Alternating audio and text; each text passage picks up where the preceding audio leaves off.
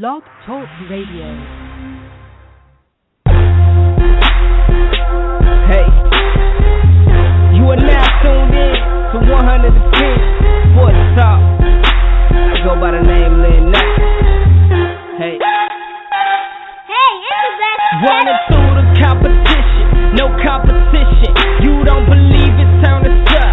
Sit back and listen. We bringing you the stats, all the breaking news and facts. Want the latest on the biggest trade, well this is where it's at.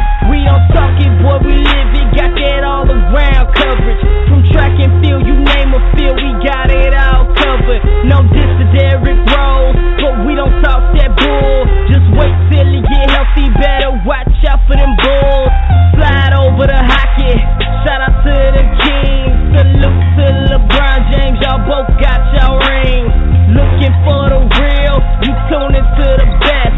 The sportologist and Mr. CJ Sports is up next.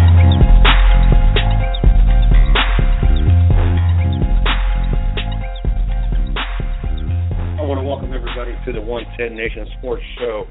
I am your host, Mr. CJ Sports. You can follow me at CJ Sports 1. You can follow the 110 Nation at 110 Nation. Glad to be here on this beautiful Tuesday night. The number one night for the 110 Nation Sports Show is the number one night for the 110 Nation Sports Radio Network. Period. Tuesday night. Glad to be here. Looking forward to having another great show as we have a plethora, I guess the word I can use tonight, of guests. We got Chris Knight. He is the PR for multiple drivers. We're going to get to know a little bit about his job, what drivers, what it's like to be a PR for NASCAR. Also writes for NASCAR, or writes at least NASCAR articles. We'll get more details about that. But we got him joining the show tonight. We also got Patrick Taylor of Line Blowers joining us again tonight to talk some more NFL. And then, of course, we got Izzo joining us tonight to wrap up the show and talk some NHL. So we're looking forward to that. I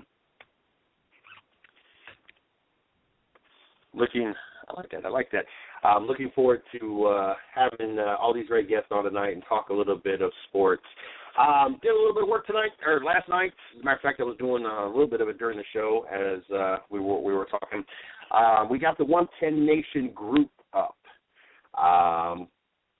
Join the group. It's what all the cool kids do.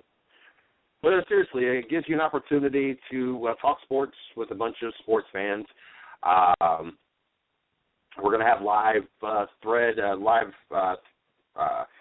game threads and race threads and everything else for those to gather and talk about particular games or particular races or whatever the case may be.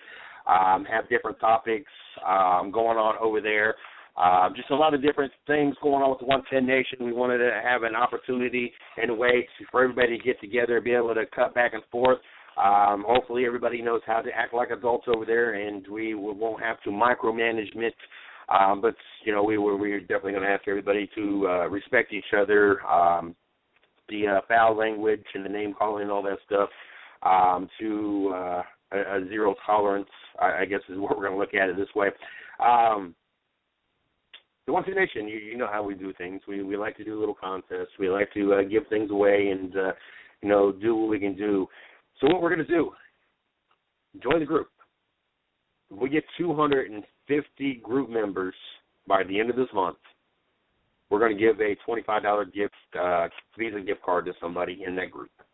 I know it's not a lot of money. It's coming out of my pockets and Shorty's pockets. It's not like, we got a whole plethora, I guess would be the word of the night, of sponsors, so it all comes out of our pockets. But it's kind of our way to, set a goal, show our appreciation for spreading the word, and, $25 with the gas prices being what it is, don't spill somebody's tank, as long as you don't have one of those big monster vehicles. But, our car right now, $25 would fill us up. I know this because when it was about 5 cents more a gallon or whatever, or $30 is all it took. And that was me cramming it in there. So I know $25 to fill up a couple of tanks, but a couple of different people's tanks. But one way for us to show our appreciation and also have a little fun with it. So 250 members of the group, $25 Visa gift card going out. Spread the word.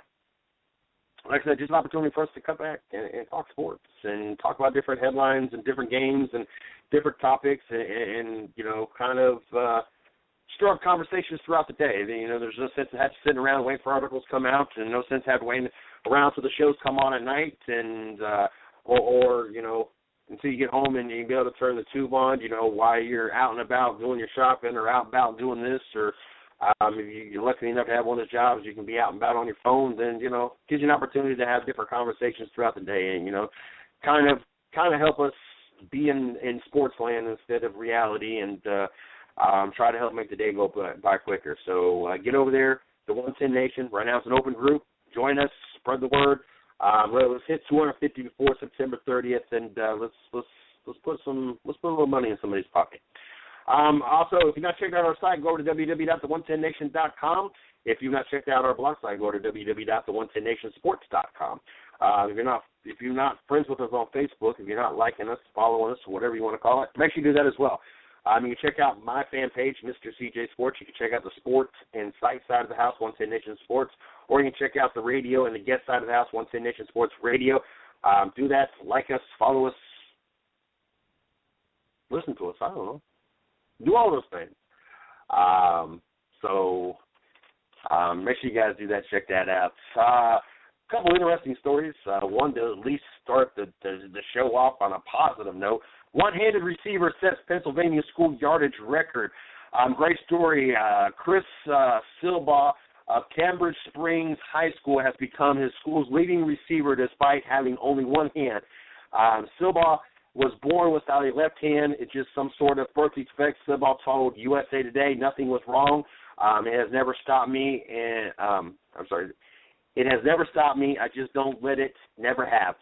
His 43-yard touchdown catch during a blowout of Sagertown, Pennsylvania High was enough to put Silbaugh over the top with 915 career yards at Cambridge Springs. Growing up, Silbaugh was the kind of kid who didn't let his situation define him. He simply taught himself how to do everything that he needed to do with one hand, and by the time he was ready for football, he knew exactly how to succeed.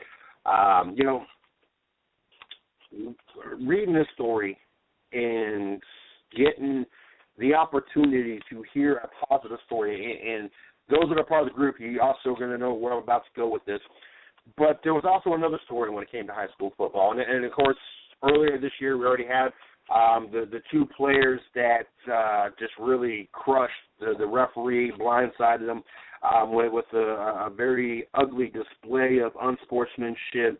And regardless if racial comments were thrown out, that's here nor there. We don't know the exact details. It should have been held. It should have been. The children should have acted grown about the situation and let grown-ups take care of that situation versus taking it upon themselves. And I shared another video today on the group about a high school team where the one player actually rips off the helmet of another player and bashes him in the head with it as he throws the helmet up the field. And so it's always good to be able to have a positive story or something out there to inspire not only other children that have the same similar situation, not only to inspire people to try harder, but also to inspire sports fans and humanity in general that there is positive things going on in the sporting world, and there is great heartfelt stories that involve athletes and involve stuff to do with sports, that not every story and every headline that comes out about the sporting world has to necessarily be such a negative thing. And it's good, and it kind of hits you right there that you get the opportunity to hear such a positive thing and see a kid that didn't let a birth defect dictate his life, and that he's been able to overcome and defeat a lot of odds out there. And you know, we go from the referee being blindsided to earlier today when I shared that other article that I saw about the guy, the kid taking the helmet off the other player and bashing him in the head, and get to at least come on the show and have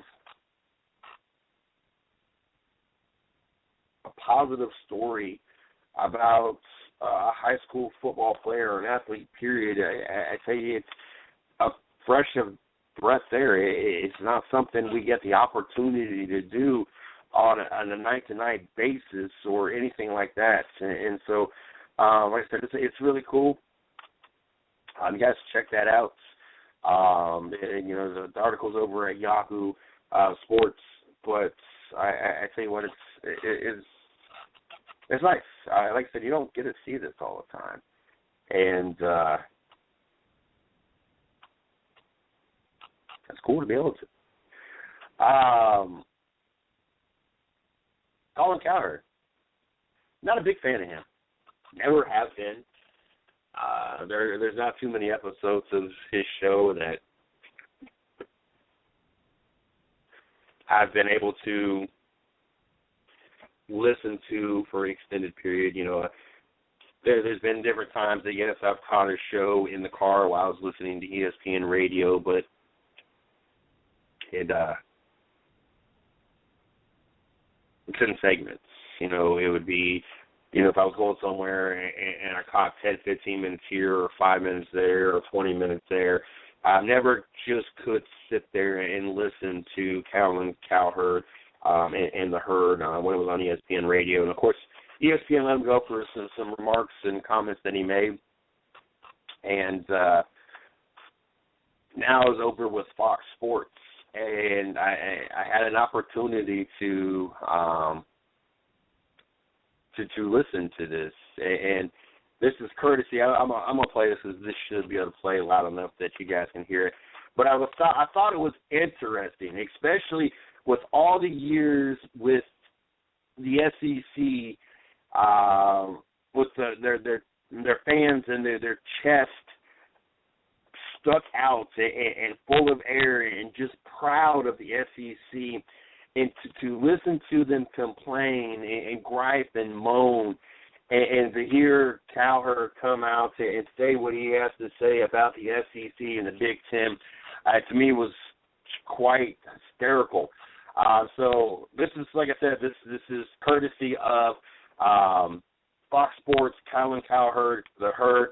Listen to this real quick. Conference this year.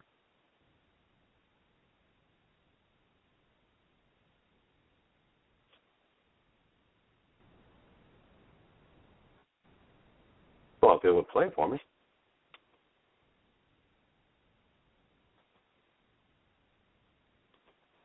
Let's try that. See what happens. SEC fans who complain about Ohio State, God, if I have to hear another SEC fan, well, they play an easy schedule. I mean, come on. It's ridiculous how they're going to play this easy schedule. Ohio State would run through the SEC. They would dominate. They have two NFL quarterbacks. The quarterback play in the SEC outside of Texas A&M is hot garbage. Outside of that Kyle Allen kid, Auburn, awful. Alabama, pedestrian. Georgia, weak. It's LSU, historically weak. Historically. You got to stop complaining. I watch Ohio State, that offense, and here's the other thing. Here's what's changed in football. Speaking about changes in football, it's not that Urban Meyer's necessarily a greater coach than Nick Saban. But what has happened in football today, all the rules help Urban Meyer. Offensive guy. All the rules hurt Nick Saban. Urban Meyer and Nick Saban go toe-to-toe in the game tomorrow. Urban's the better coach because all the rules help Urban. What is he, 8-1, 9-1 in bowl games? Go look at bowl games for Saban. He's barely over 500. The rules, the games have changed. I would hate to be a defensive coach now.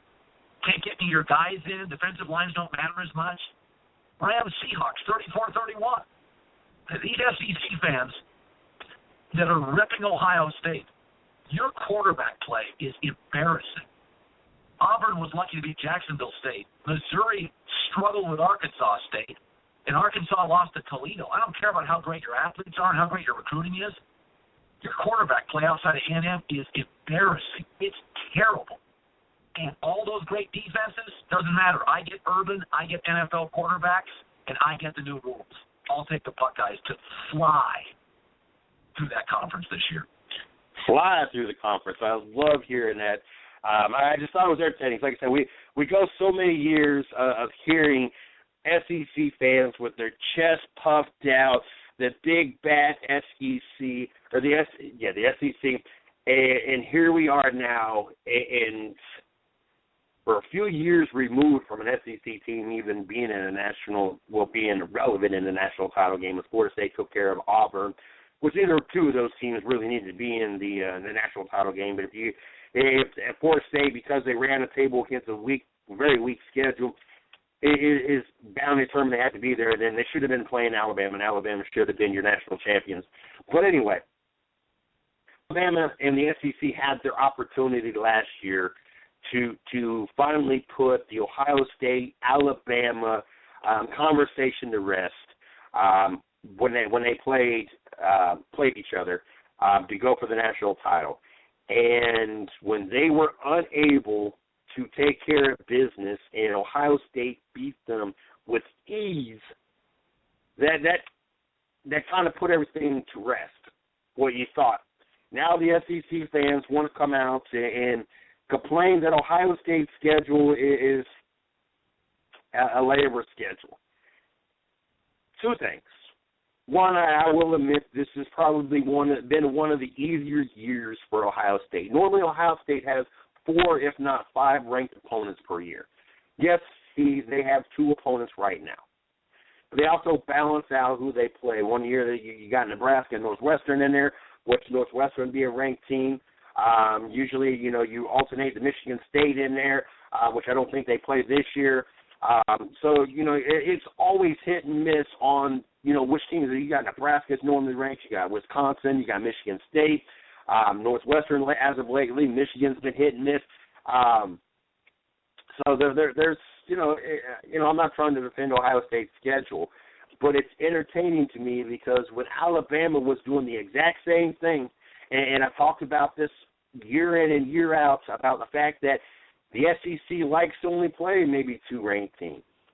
And Alabama normally plays LSU, which is highly ranked. I understand that, but when you're 2, 3, 3, 4, 5, 6, whatever the case may be, the loser doesn't lose nothing.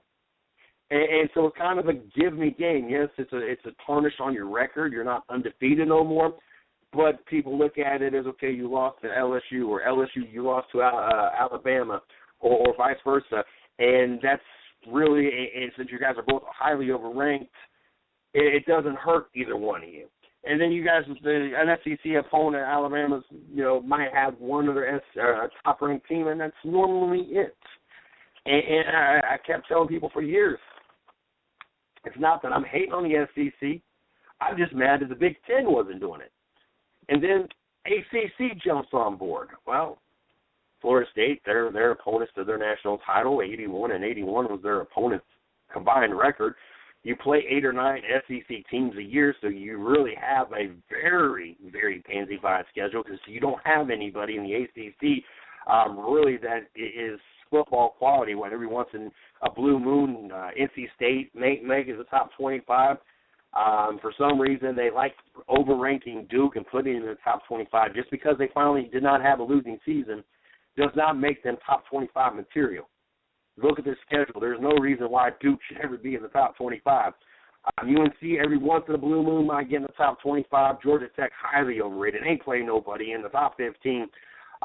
That's a real joke that they're even in the top 15 or even the top 25.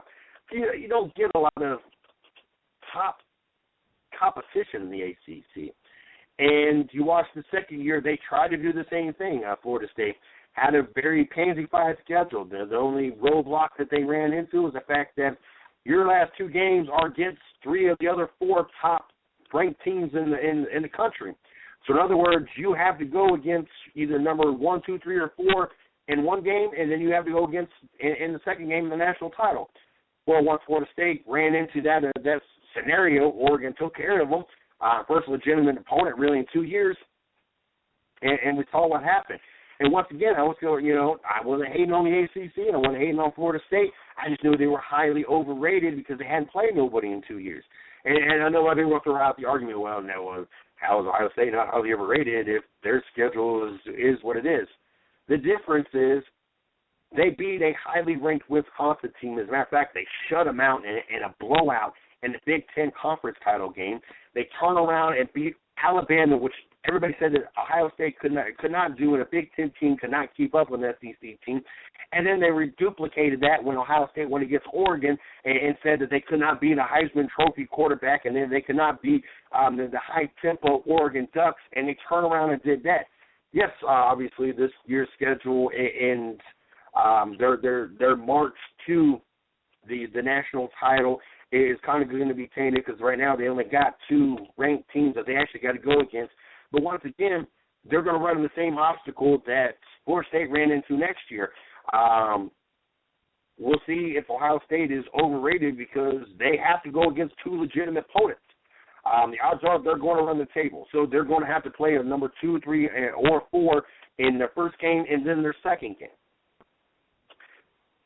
We already know they're battle tested. We already know most of their teams returned, and I don't think there is an Ohio State fan out there that is actually concerned about this whole playoff system and Ohio State actually losing, especially as this team keeps getting better, as we watch Braxton Miller get used to this H-back position. When we watch Ohio State keep Hawaii under 100 passing yards first time since 1998, yes, they want this high explosive offense that everybody was hoping to see, and we're used to seeing when we have highly rated SEC teams such as Alabama, LSU, Oregon, who like to run up the score. We watched an Ohio State team that their defense suffocated the offense.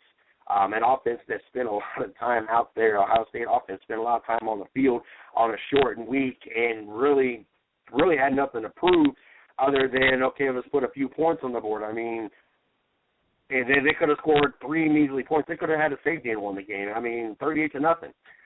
So say what you want to say about the Buckeyes. I love hearing what Colin Cowherd had to say on the Herd.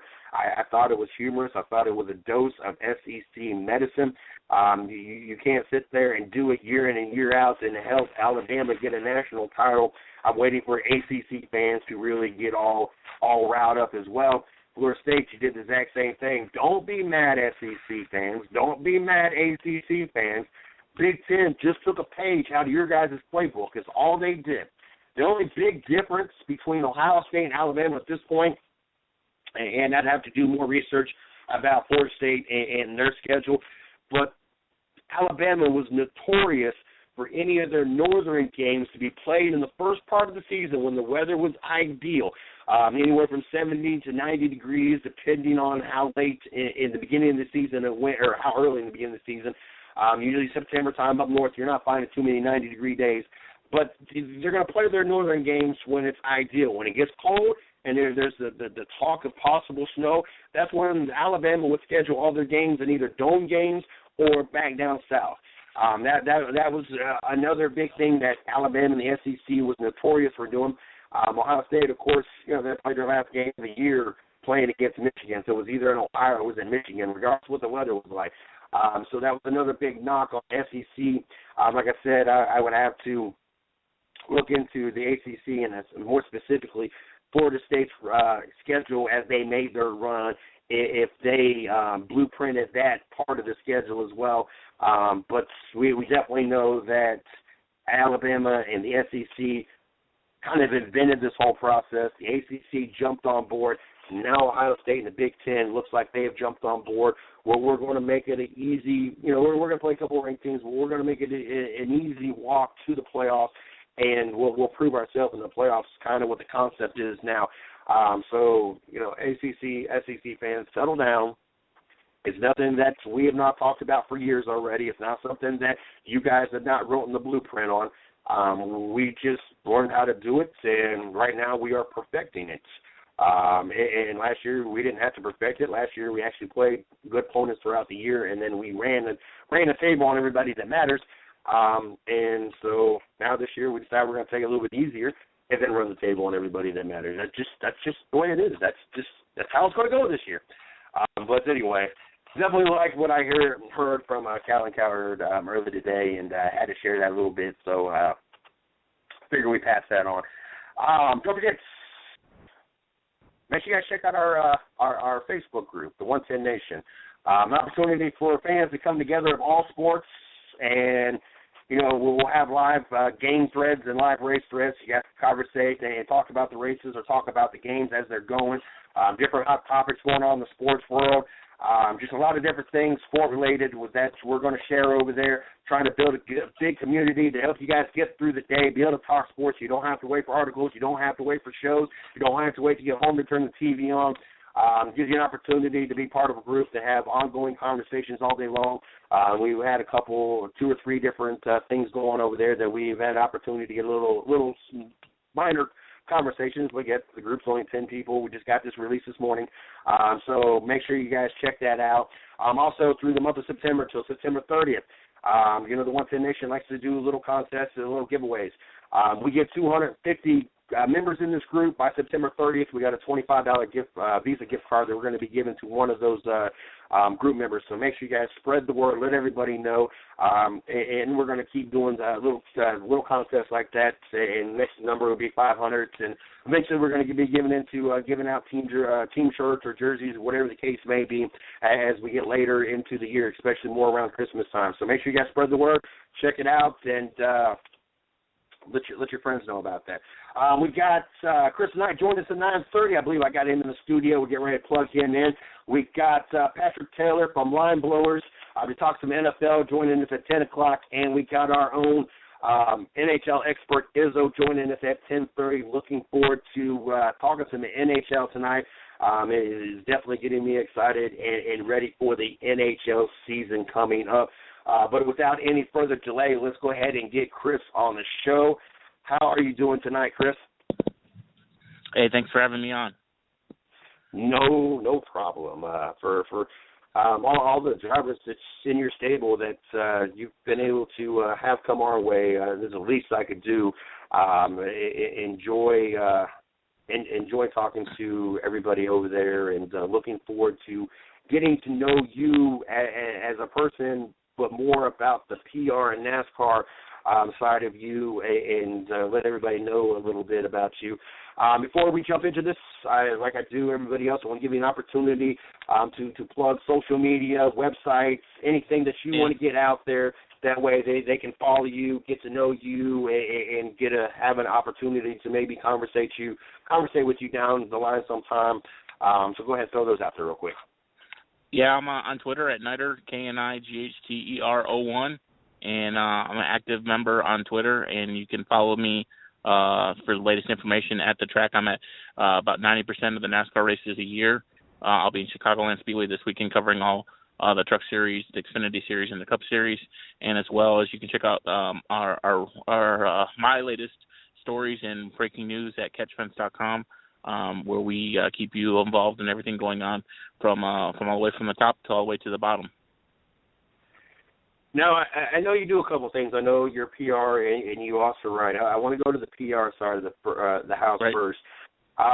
What got you into this field, and how difficult was it to get into this kind of field? I was a NASCAR fan, and unfortunately, it wasn't what I knew; it was who I knew. And fortunately, my dad's friend happened to be working for a newspaper that covered NASCAR, and I went to a race with him as a young teenager, and just kind of kept my foot in the door and kept deciding what part of the industry I wanted to be in. And I always enjoy writing, and I like the business side of racing, and so it's a path I've continued now since for almost 16 years, and just fortunate to be at the racetrack as much as I am. Of course, it's not always easy, and there's definitely difficult circumstances along the way, but you count your blessings that you can be there and work with such talented drivers and report everything that's going on in the sport from top to bottom, and And so I've been fortunate enough to be able to consult on the PR side and as well as be what I hope to be a respected member of the media. How stressful of a job is it? I mean, I know you get to be around a bunch of great athletes and you get to travel. Yeah. So I know that those are the perks, but you at the same time, you have a job to do. You got to help promote these drivers and put them kind of in front of everybody else to kind of make them be that shiny, nice toy that everybody wants to put money into. How stressful and how hard is this job? It can be stressful at times because you're always wanting to do the best for your driver or your drivers that you're working with. You know that, obviously when you work with the drivers, you think that, they obviously have some talent, and that's why you want to be with them, to be able to showcase their stories. I've been fortunate enough to be associated with many great drivers throughout my career. Won a championship with one of them, and I'm working with a couple great now that have obviously a lot of talent all the way from the late model levels and the K&N East all the way to the ARCA and even the Xfinity and Sprint Cup. So I've been very blessed to work with some great drivers. But, the pressure is always there to perform because you want to do a good job and get your drivers exposure, and you obviously want to be respectful on the media side and not look so biased. Remain unbiased as possible, but usually if the drivers and the teams have a good story to tell, then you don't have to worry about that stuff. Unfortunately, a lot of the drivers that I work with, they have great stories to tell and great accomplishments in their racing career. So while I put a lot of pressure on myself, most of the times the drivers make it pretty easy. Now, Ms. Lee left me a couple questions. I want to insert, say, kind of perfectly fit into what we're talking about. But she left me a few questions because she had to work tonight, so she's going to catch this show on a replay. How does that influence, you being in the PR, how does that influence or impact your reporting for NASCAR, and how or does that conflict with your position as a reporter? Well, it can. You just have to be able to keep it. I have, when I go to the racetrack, I try to keep the two sides separate. You have to keep the two sides separate. Obviously, if one of your drivers is involved in a scenario, I'm not going to say it's easy at all. It's not easy at all, especially if your driver's in an incident where they obviously collected a number of different drivers or whatnot, but you have to take it's a learning act. It's a balance. You have to be able to work with the drivers and be able to speak with the drivers, and obviously being on the media side, I'm able to know what the media is looking for and be able to coach those drivers on how to speak with the media and how to work with the media. So there's actually some benefit as well. It's not easy by any means, but I think I've done a good job of being able to keep the two sides separate and also, introducing the drivers to the media so that I don't have to do it myself, I think is a big indicator too. When I hear the word PR, I just assume that you set up a bunch. I know that's not what you do, but the common person would just assume that you just set up a bunch of basically photo op opportunities for drivers, and if it be for a sponsor or if it be a meet and greet, and that's kind of the extent of your job, and you might make a few phone calls. So break it down a little bit more for us what you actually do. Obviously, like I said, setting up the meet and greets and the sponsorship, but what is a normal day like for you? And also, how many drivers right now are you a PR rep for? The number varies depending on, because I do a lot of consulting on the side, so I'll be working, sometimes 3 or 4 drivers during the week, and 2 main drivers I work for. One of them I work for is phenomenal racer, Sarah Cornett Ching. She's done an absolutely phenomenal job in the ARCA Racing Series presented by Menard. So I've been working with Sarah just to, and she has a multitude of PR people that work with her, so I'm not the only one. But everybody seems to have the same projective and the same path of laying out a path where Sarah can not only get comfortable working with the media, but we work on different strategies to not only work with the media, but also gather her fan attention and working with potential sponsors and just there's so many different projects that you do because you want to be outside the box. You want to do everything that everybody else is doing. So we've got a couple projects that we're working on for the end of the year where Sarah is really going to separate herself from some of her other competitors, and it's whether or not what she does outside the track is just as important what she does on the track. So it's just important for us to keep refreshing ideas flowing through her and obviously letting her have the impact herself and input is totally important, because we want to do things where we want to bring fans to the racetrack, we want to unveil fan clubs and whatnot, but it all just takes time, and structuring it and being able to have the financing to do that too is important. So it's not just setting up photo opportunities and meet and greets and whatnot. There's a lot more to it. It's working with media on a whole level. It's not only national media that you're working for, but you're working for regional level and local level and radio and TV. So there's so many different things when it comes to being a PR person. It's just not circled around one thing. The good thing about it is your day is never the same. There's always something new going on every single day. Sounds like a busy day. I know what it's like to have a normal job, and not that your job's abnormal, but there's a lot going on, and a lot of different components that compose of that day, and especially on depending on how many drivers that you have going on at the same time. Has there ever been, and if you can name the driver both ways, please do, but has there ever been a driver that it was super easy, and maybe it's not so much them, it was like too good to be true, like anything and everything you did, it was wow, you got very positive results, it was just simple. And then likewise on the other side of it, was there any driver that was difficult? Not that the driver was difficult, but it seemed like no matter what you did, it was almost impossible to get this driver promoted. It might have just been someone that nobody heard of, and it was just hard to market this person.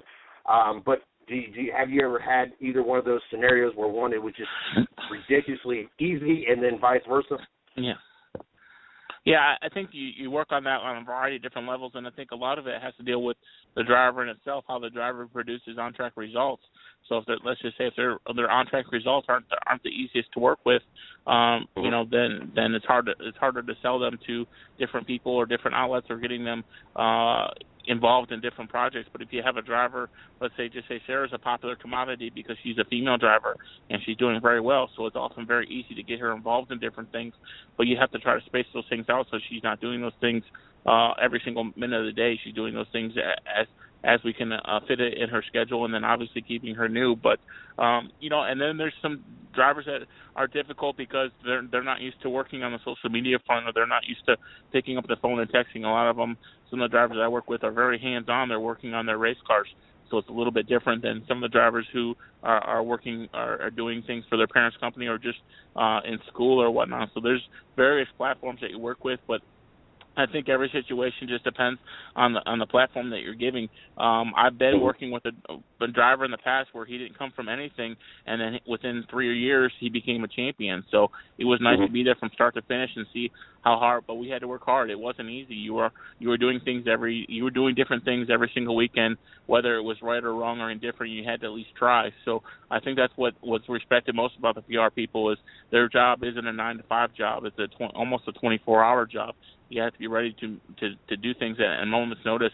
And then obviously these drivers in the limelight a lot, so you're always trying to have their best interest at heart, because one wrong mistake or one wrong tweet or whatever, and these drivers can face a lot of backlash. So you're doing whatever you can to make sure that they're doing themselves and just trying to be the best person that they possibly can be. And I've been fortunate enough to work with a lot of drivers that they are just that. Now, you've been around a lot of drivers, and you know, I've been doing this for 4.5 years now, and there's always that athlete that you have an opportunity to interview or talk to, and it's like, oh my God, I'm talking, you know, like last year I had the opportunity while I was at Kentucky doing media, I had an opportunity to do a 20 or 30 minute interview with Darrell Wallace, and it was right after he won the truck race, and you know, the historic meaning behind all that and everything. It was like, you know, wow, I am not just face to face. I'm on the phone, you know, on a phone call with him, and I'm sweating. It's like, you know, and you know, after all these years, it should not be, you know, it should be just, it is what it is, but it's not. You being around all these drivers, have you had any drivers that you've been around, and especially that you PR, that you're like, wow, this is so and so, like been, you know, nervous or intimidated, or you know, that the kind of same scenario is kind of what I was talking about with having Darrell Wallace on or having an opportunity to talk to him. Yeah, I don't think I get as nervous as much now as I used to. Sometimes, depending on the situation, I still face some nervousness just depending on the situation and who you're talking to. But, one of those moments that I had was actually this past weekend at Richmond where I sat on pit road for the Xfinity race with Dale Earnhardt Jr., and I was sitting there just talking to Dale Earnhardt Jr. Him and I we were talking racing, and it was totally off the record. And then he's like, you know what, why don't you put this on the record? So we had a conversation that we had nonchalantly on pit road, talking racing and talking about his driver, Josh Berry, and we were just chit-chatting, shooting the breeze before the race had started. And, a conversation between him and I on pit road wound up turning into a story. And so I think it's those moments like I had with Dale Earnhardt Jr. last weekend where it was just him and I, and there was no fans around, and we were just walking up and down pit road, and it was just, you felt like you were in your bubble where it was just you talking to Junior, and it was a pretty cool moment in my career. No fans around. Was the track even open? I just can't visualize that. All the times, and I've been to about 25, 30 races over the last 2 or 3 years, and I can't hardly ever picture a time that a race car driver is not being bombarded, but especially Dale Jr. So that had to be a rare moment not to be interrupted or bombarded by a bunch of fans wanting autographs or to talk to him. Ms. Lee, I also want to know, how did you become an actual NASCAR reporter? And I kind of want to add to that. And who do you write for? Yeah, so I've been fortunate enough when I got started in my racing career, the internet boom was just taking off. So in 2001, I joined CatchFence.com, and I've been with CatchFence.com since 2001, and they've been around since 1999, and we've really built the site into one of the most accredited racing-related websites, I feel like, on the internet. We cover everything from NASCAR to ARCA, even some IndyCar, and as well as some late model racing. So we do a little bit of everything. There's 2 people that work the site, so we do a lot with just 2 people. We don't have a whole lot of funding, but we love we love the sport so much, and that's why we work really hard.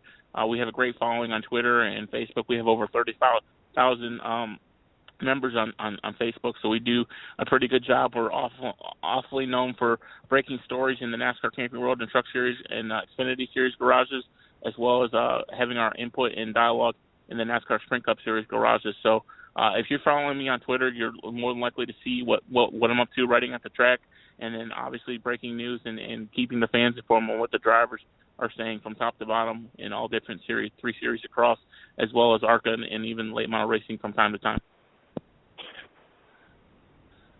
Now, you go to these tracks with kind of 2 jobs and 2 purposes every weekend, doing PR and doing reporting work. How difficult is it to manage time, and how do I want to word this? How does your schedule look like?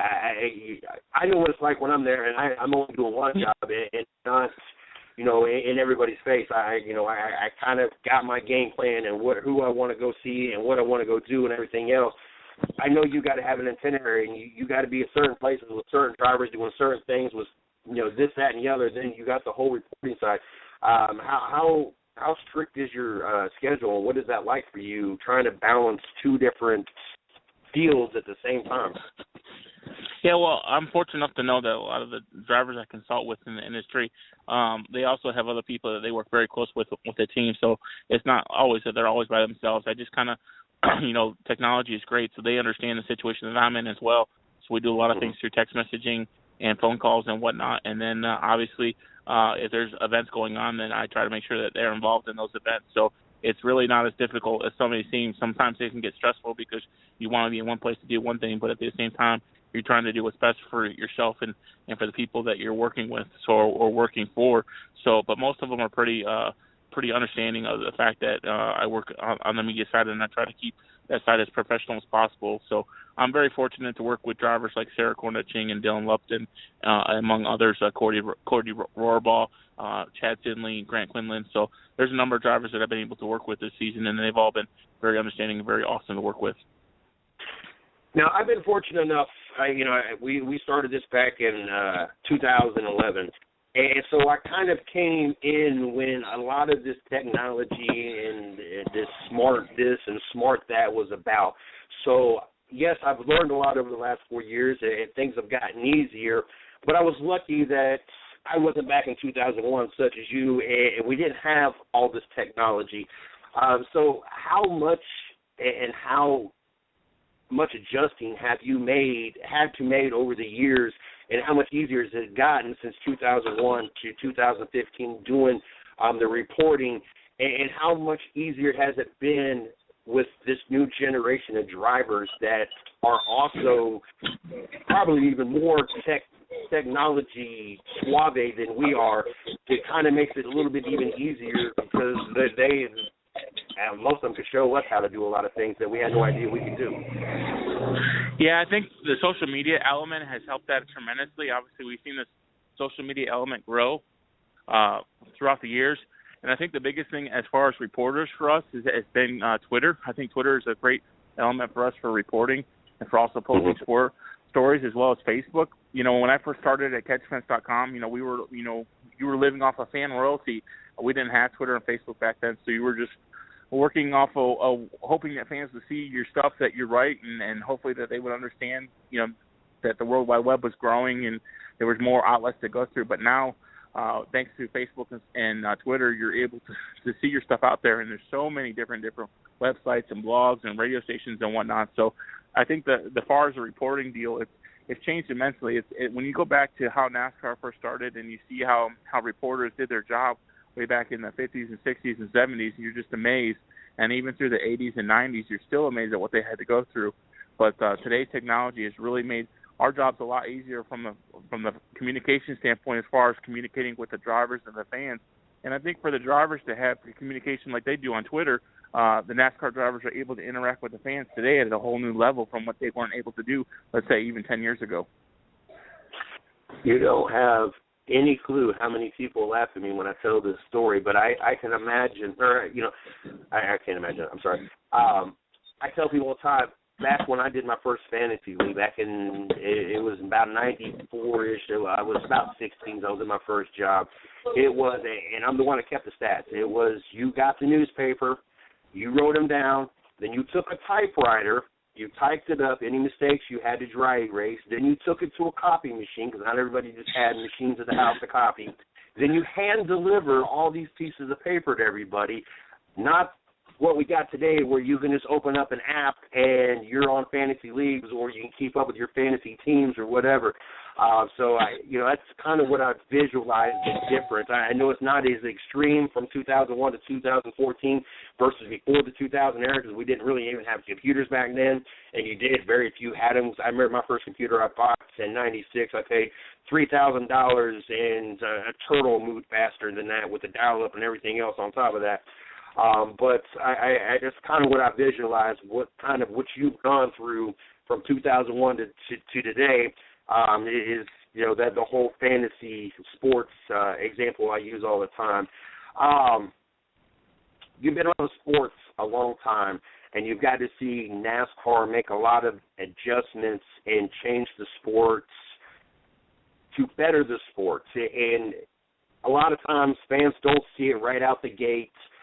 They kind of got to warm up to the idea. I know going into the chase last year, everybody, I don't want another change. I don't like this playoff system that you guys got. But after the first couple of rounds and all the fights that we've seen and got an opportunity to watch it play out, Miami Homestead was sold out. So it was, everybody was all in on that. Now we got 2015. We get the opportunity to start next week and to see it again. Your first initial thought of the chase, and now that we've had to see it play out and being around the sports, one, what is your opinion of it then and now, and what is the general census with the people inside NASCAR and their opinions of the chase? Yeah, I think the chase has done a good thing. I think we've seen a lot of changes within the chase within the last decade or so, but I think the format that NASCAR has now is really exciting, and it brings the fans to the ultimate attention to the sport. I think, you obviously have the Challenger round, and then the Contender round, and then you have the Eliminator round, and then you have the Championship round. So you have 4 different rounds, and you're right, you don't know what's going to happen. It often provides excitement and even some fights from time to time. But I think that's what's so great is off of pure emotion, and emotion is definitely what we're going to see. And as we get longer into this 10-race stretch, and I'll tell you what, I think this 10-race stretch will go by pretty quick. Thanksgiving will be here before we know it because we end the week of Thanksgiving. So I think this 10-race stretch will obviously produce some setbacks for some and some triumphs for others, and I think it's going to be interesting to see. Obviously, you'd like to think that Joe Gibbs Racing is the team to beat right now. They obviously have all four of their cars in the chase for the Sprint Cup, but you can never count out somebody like Jimmy Johnson or even Dale Earnhardt Jr. at Hendrick Motorsports. And sure, Kevin Harvick, the defending NASCAR Sprint Cup Series championship, he and Rodney Childers have finished outside the top 10 only four times in 2015. So I think they're obviously off to a much better season this year than they were last year. They haven't won as often as they did in 2014, but as far as consistency is concerned and producing those finishes, Kevin Harvick is better this year than he was this year at this point than he was last year, and I think that has to be made noteworthy. But the chase is the chase, and if you have one bad race, all you need to do is go back and win the next week, and you can assure yourself. But if you get yourself fighting for position and you find yourself in trouble with two races to go, and you find yourself in an elimination race and you're not there in the top 10 points, your season is going to be over with, and you're going to have to start focusing on 2016. But I think NASCAR's gone in the right direction. I don't want to see any more changes to the chase.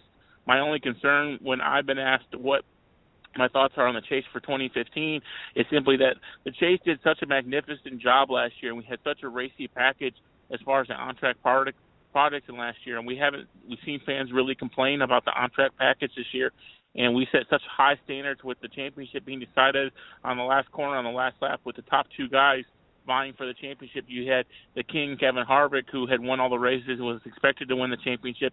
And then you had Ryan Newman, who entered Homestead winless, who wound up finishing second, almost giving Richard Childress Racing their first championship in 20 years. So I think there was plenty of storylines to feed the chase for the Sprint Cup last year, and I'm just hoping that it'll be a similar picture once we come to Homestead November 22nd. Team I want to throw out there, and I'm not promoting them, but they're two bad men that I fear may poke their way into that Final Four, and we can't leave out the Penske guys, Keselowski and Logano. Those guys, they scare me sometimes out there. A couple years back, going into the chase, Richmond became a track that we heard. Team commands and the whole MWR thing. We extended the chase and added a 13th driver. Then we changed the format. And the last 2 years going into Richmond, I viewed it as we had certain drivers, such as this year.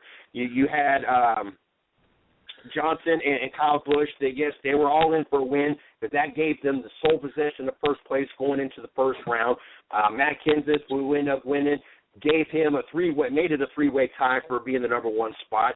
You had a few other drivers that had one wins. That's pretty much what they were in. They were going to win. It was kind of an all-star race to me, kind of an all-star weekend for me when it came to those drivers. If you won, or it didn't matter if you came home, because nothing else mattered other than getting one more win to get 3 more bonus points. Then you had that last 4 or 5 cars that they were in the mind frame of, yes, a victory would be good, but we need a points man, such as Clint Boyer and I can't think of the other driver on top of my head, but we had 2 of them, and they kind of swapped Murray for a minute. Yeah. No, Murray was as soon as he started, he was in. There was another driver that was closer to Clint Boyer that sat the 15th spot. Yes, there you go. And then you had the drivers just outside that, yes, we kind of want to manage, such as Eric Amarello, which he almost pulled it off, just losing by 17 points. But a win would be great. Then you had the latter part, I would say probably 18, 19, on back to 30th. Knew as long as you were in top 30, you were all in for a win, because it was either you win or you're not in the chase. So with all those different scenarios for the last 2 years, I expected Richmond to be lights out, one of the best races we would see of the year. And yet the last 2 years, that's not what we've seen.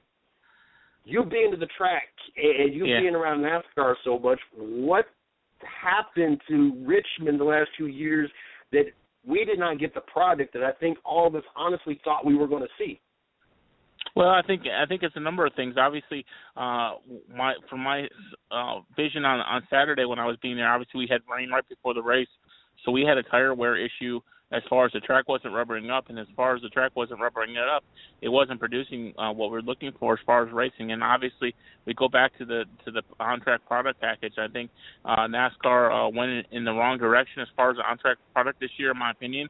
I think it's had some glimpses of hope, and I think it produced from time to time some great racing, especially on restarts. But we haven't had an on-track package that we've been looking for since we've seen the lower downforce package that we saw at Darlington and Kentucky earlier this year. I think once you get that lower downforce package on the track at most of these tracks, even such as Richmond or Bristol, I think you're going to see the anticipation level for those races go back up into a demand that's greater than we've ever expected before. I think the low downforce package is the way that we need to go in the future of Sprint Cup Series racing for NASCAR, and I think NASCAR notices that and sees that. And I think once we get to Richmond next year, I think this story will be by the wayside, because we'll be talking about how awesome the race was at Richmond, and then we won't even remember the last 2 years at Richmond. But as far as a drama and excitement standpoint, I think this past weekend's race was short of that, and I think Matt Kenseth had a lot to do with that, having as dominant of a car as he did on Saturday night at Federated Auto Parts 400. Like 352 laps, it was only like 4 liters. Yeah, he definitely hurt the excitement part of the race. As exciting as it is to watch Joe Gibbs racing, and I'm a Kyle Busch fan behind Danica, but I'm not saying I'm all fan of all the drivers. I've never been a big Kenseth fan, and Hamlin, I don't root against them, but it's not somebody I necessarily root for. I like Carl Edwards, but it has been exciting to see this team just do a complete 180 and become going from a team that looked like they were behind with Toyota to they waving the banner and kind of being some of the favorites to be there for the Final Four. I don't think we'll see an all Joe Gibbs racing Final Four at Homestead, but if we did, I don't think at this point anybody would really be shocked, especially how all 4 of them have been performing.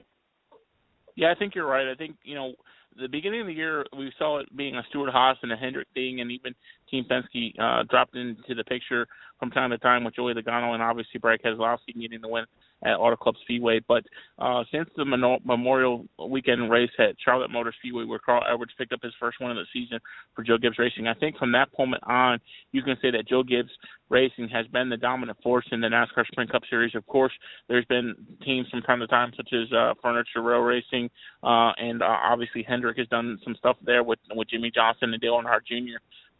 But as far as everything going right now, Joe Gibbs is the team to beat, and if you're going to want to be in that Final Four, you're going to have to barge through and break down that Joe Gibbs Racing train and parade. And I think when we get into this chase, we'll start to see things happen, and we'll see risk take, especially for those drivers that need to get in to that next round. We'll see chances being taken, and so I think you're going to have to stick through the chase for the Sprint Cup through the next 10 races on NBC and NBC Sports, as well as SiriusXM NASCAR Radio, to see how it all pans out, because I think it's going to be exciting, and we'll see some things this year that we didn't see last. I could probably sit here and pick your brain all night, and I would love to have you back on another time or two to not only pick your brain about NASCAR, but also more about PR and reporting. You're just a ball of knowledge. I do have one more question, and I'm going to get you wrapped up, as I got our NFL guy coming on and talk some week 2, finish week 1 and talk week 2. Do you think, my final question, do you think this year we will have a non-winner driver at Homestead in contention for the chase, such as we did Ryan Newman last year? Yeah, I think that's a really good question. I honestly think, yes, we will. And as much as I'd like to think that Ryan Newman can do it again, I'm a little hesitant. I think it's definitely possible. But if there's a sleeper in this chase that's going to go all the way to Homestead, and I'm not going to say he's going to do it, but I like to think he has a really good shot at doing it. That's Jamie McMurray. And with over Chip Ganassi, Jamie McMurray has solidly pointed his way in. Look, he hasn't had a top 10 finish in months, as far as I can tell. And I think I went back to something like 13 races ago, last time Jamie McMurray had a top 10 finish in NASCAR Sprint Cup Series. However, he's been the most consistent driver. He hasn't had top 10 finishes, but he's had a lot of top 12 and top 15 finishes. And those top 15 finishes is what have allowed Jamie McMurray to add those points to his tally and to put him in the chase. And if there's one driver that you'd like to fly under the radar, that's Jamie McMurray and that number 1 Cessna McDonald Chevrolet team. And Jamie McMurray very well could be your Ryan Newman of 2015. Time will tell, but you can't write Jamie McMurray off as much as people would like to within the first or second round. Jamie McMurray very well can catch up and sneak and potentially even steal this championship away. You're just going to have to wait to Homestead. But he's my pick for someone you're going to have to watch in this race, because his ability to fly under the radar could leave you thinking all the way to Homestead, where did he come from? And I agree. I think Jamie McMurray has always been a product of wrong place at wrong time. He doesn't cause a lot of wrecks.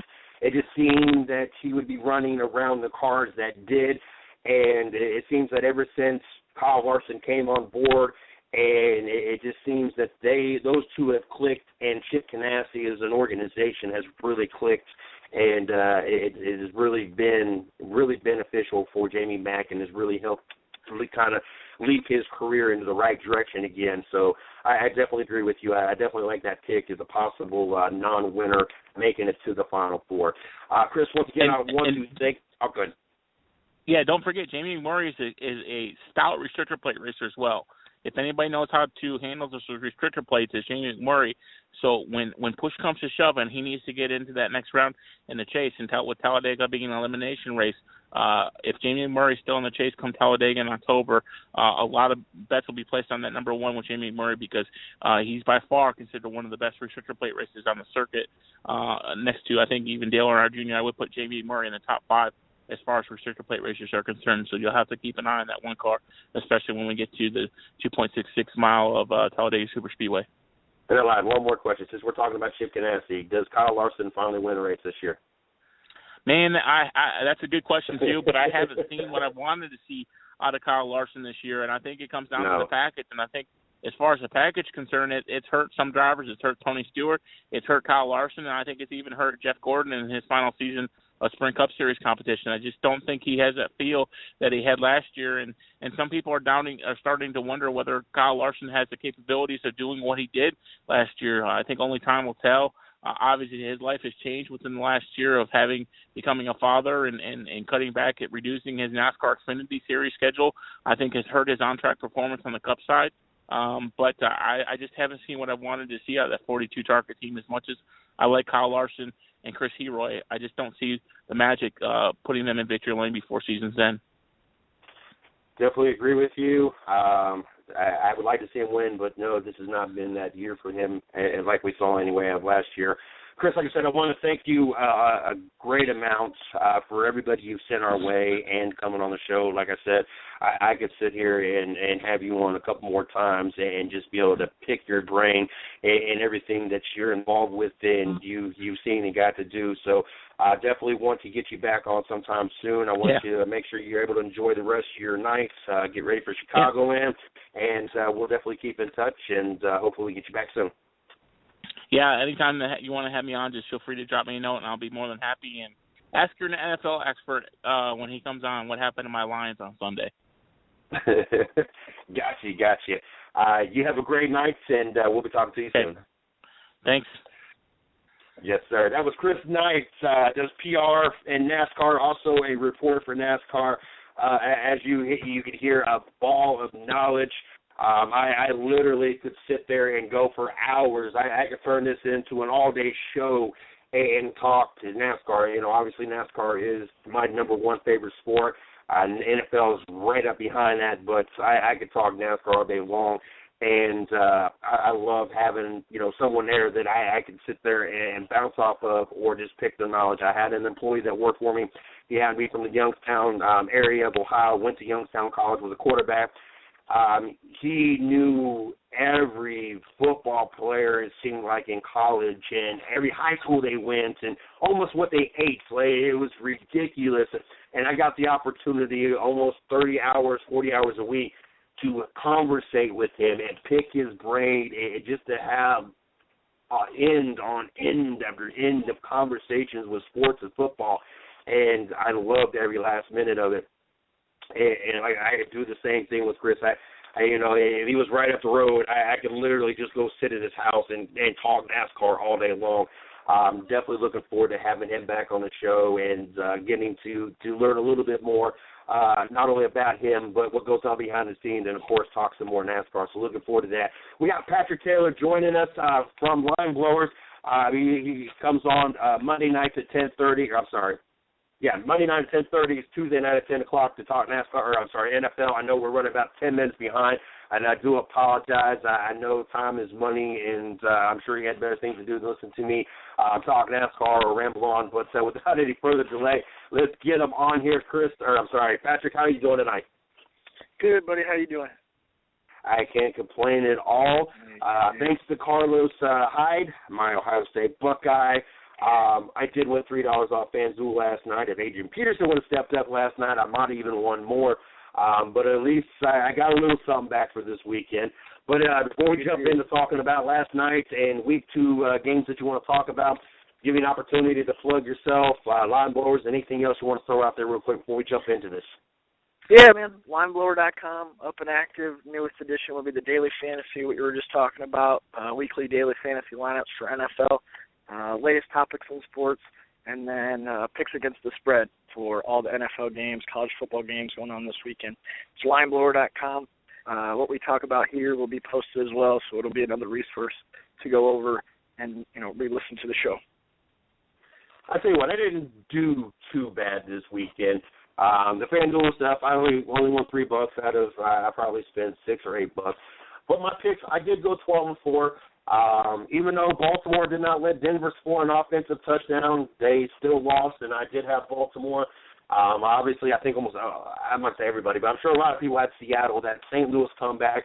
That really screwed me over.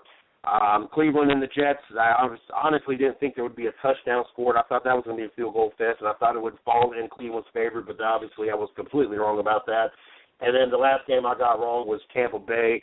I'm anti-Winston, James Winston anyway, but I thought that Tampa Bay, the rest of their team, with Doug Martin and the receivers, with Vincent Jackson and everything else, I thought that they would outperform Tennessee, and I was wrong. But 12-4, I'm not gonna take too big of a hit for that this week, and so not too bad this week. But we got to watch the 49ers and the Vikings play last night, and not quite what I was expecting, I guess. I honestly thought with Adrian Peterson sitting out pretty much for a year that we would have seen more production and even really more of Adrian Peterson than we've seen. I think going into halftime, we really didn't see much of Adrian Peterson at all, and only 10 rushes for 31 yards. Carlos Hyde, really 168 yards. We got to see a lot of him. I honestly thought we would have seen 3 more points out of Minnesota, especially with that San Francisco defense that lost players to either retirement or couldn't stay out of trouble. Kind of all-around surprise. I really thought that the 49ers was going to kind of be lost and confused with all the changes, coaches, and everything, and that was really not the case. What did you take to this game, and was you shocked at what you've seen? I thought the Vikings, I knew it was going to be a tough game for the Vikings to come in and win. Anytime a team has to travel and their schedule is fluctuating from week to week. It was a late Monday night game, so West Coast kickoff, Central Time kickoff would have been, 8:55. That's not normal at all. So I knew it would be a tough game, but I thought the talent level of the Vikings would prevail. We had such a good week in the NFL season in Week 1. The finale was just a dud. Just about every level of the game was bad. The announcing was bad. The play on the field was bad. The 49ers uniforms were bad. Like you said, Peterson, 10 carries, 31 yards. He didn't get his first carry until 5 minutes left of the first quarter, and I just couldn't believe that. I thought Peterson would really carry that team, and a few carries he did. But to wait that long with a young quarterback with 2 injured offensive linemen, inexcusable for Norv Turner's offense to really do that. With that being said, the Niners dominated the Vikings on both sides of the ball. I mean, it was 20-3 win. Bridgewater, who was acclaimed by many to be the up-and-coming quarterback in his second year, just mustered a 24.9 QBR in the game. against a 49ers defense that is really searching for an identity and a team that's searching for an identity that a lot of experts has picked the 49ers to be in the very, very bottom of the NFL. Going back to your Carlos Hyde comment, San Francisco rushed for 230 yards, while Minnesota just had 248 yards of total offense. Mm-hmm. He was a beast. He was all over the field. I thought the 49ers established the run early, which helped pass protection, which was a major concern for me just because they lost Mike Iupati, a couple other linemen to retirement. Vikings only got pressure on Kaepernick once, took him down for a sack early there. But the 49ers really played well. I mean, the expectations are low. Expectations are high for the Vikings. 49ers showed up. Vikings didn't. They really, really laid a dud. And as we move into next week, it'll be really important, for the Vikings to come out and play well, while 49ers really are playing with house money. They don't have a whole lot to lose just because of the pressure not being there, with all the changes. Now, Teddy Bridgewater is obviously not a Michael Vick, but he is a mobile quarterback, and he's got some speed to himself.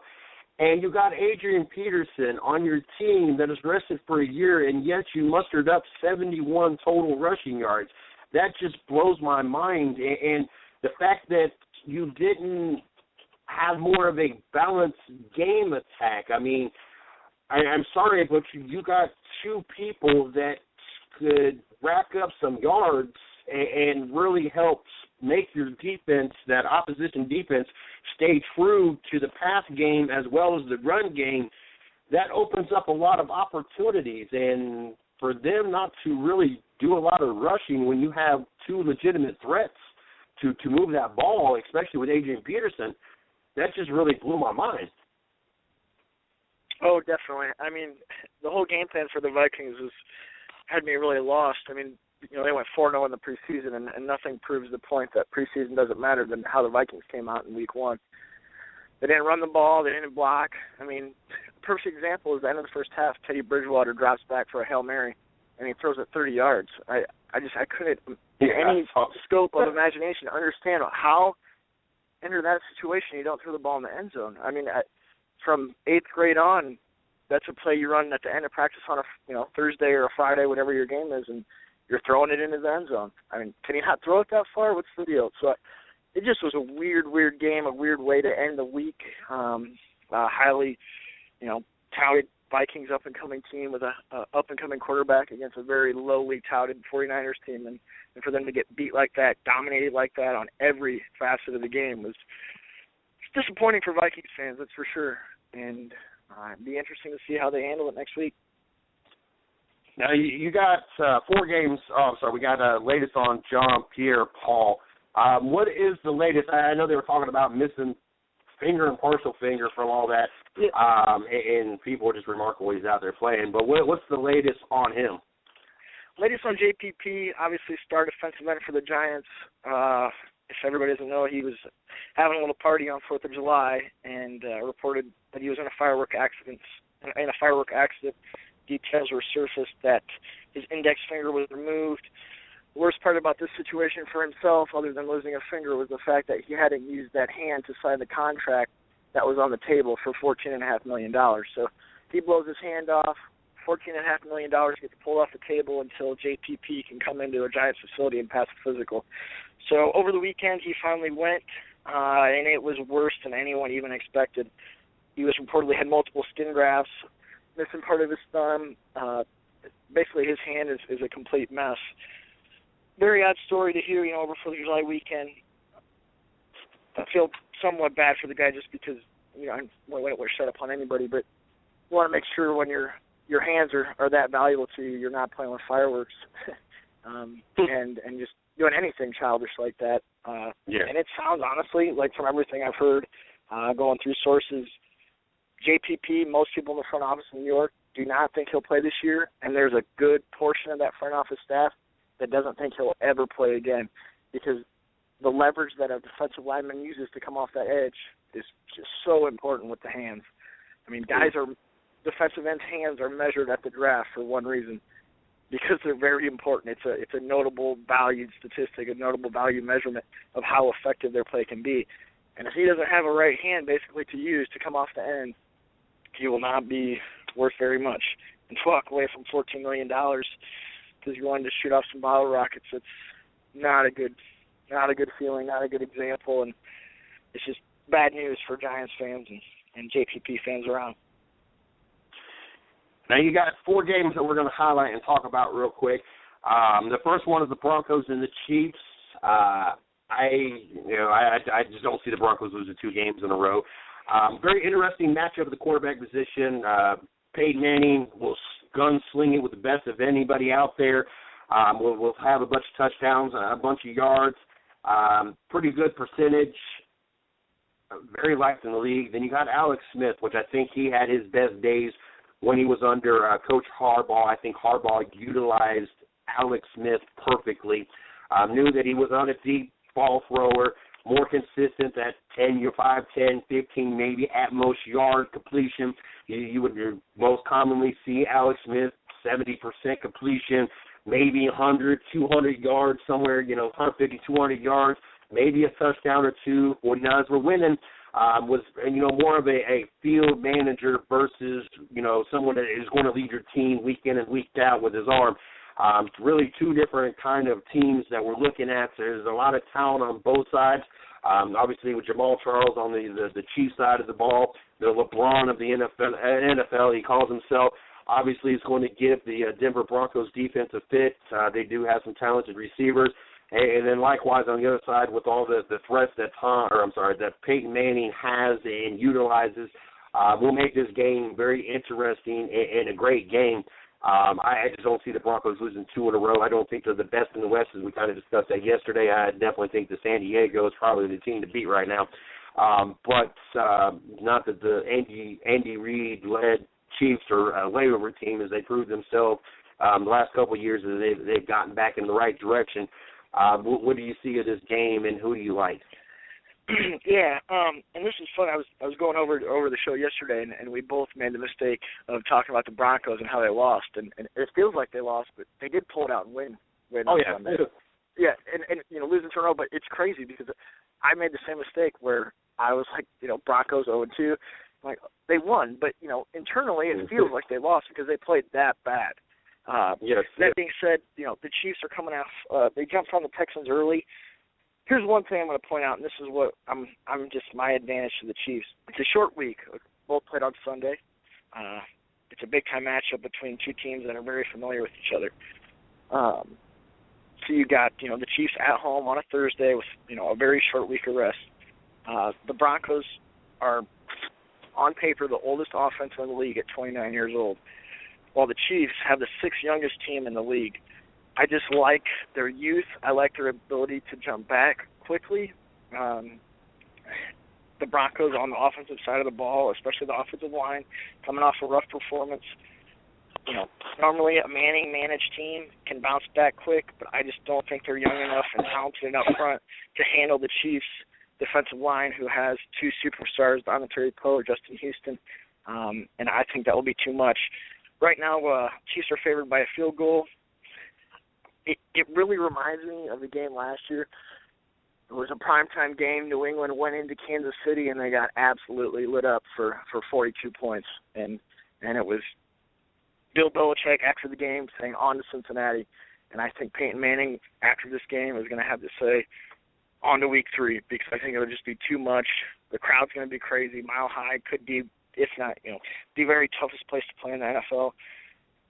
It'll be interesting to see, but I feel like the Chiefs and their youth will prevail on a short week at home against the Broncos.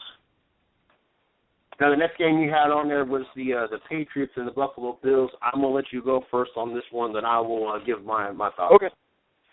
So we got the Patriots. They've dominated the Bills ever since Tom Brady's been the quarterback, 23-3 against Buffalo. Second team he's had more wins against would be the Jets, who obviously were coached for the majority of the time by current head coach of the Buffalo Bills, Rex Ryan. The game I think will honestly come down to one thing, and that's what the Patriots defense can do to slow the quick offensive weapons that the Buffalo Bills have. They have Tyrod Taylor at quarterback, Percy Harvin, Sammy Watkins, LaShawn McCoy, and you can't forget about the tight end Charles Clay. They struggled in space against the quick playmakers like Antonio Brown against Pittsburgh. I think with it being in Buffalo at Ralph Wilson Stadium, one of the toughest places to play, ask the Colts, it'll be going crazy. They hate Tom Brady. They hate the Patriots. They've been taking it from them too long.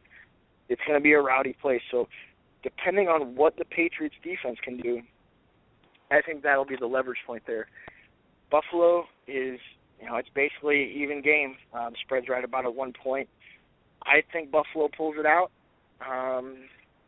and it'll be close. It'll be ugly, but I'm thinking 19-16, 21-17 Buffalo.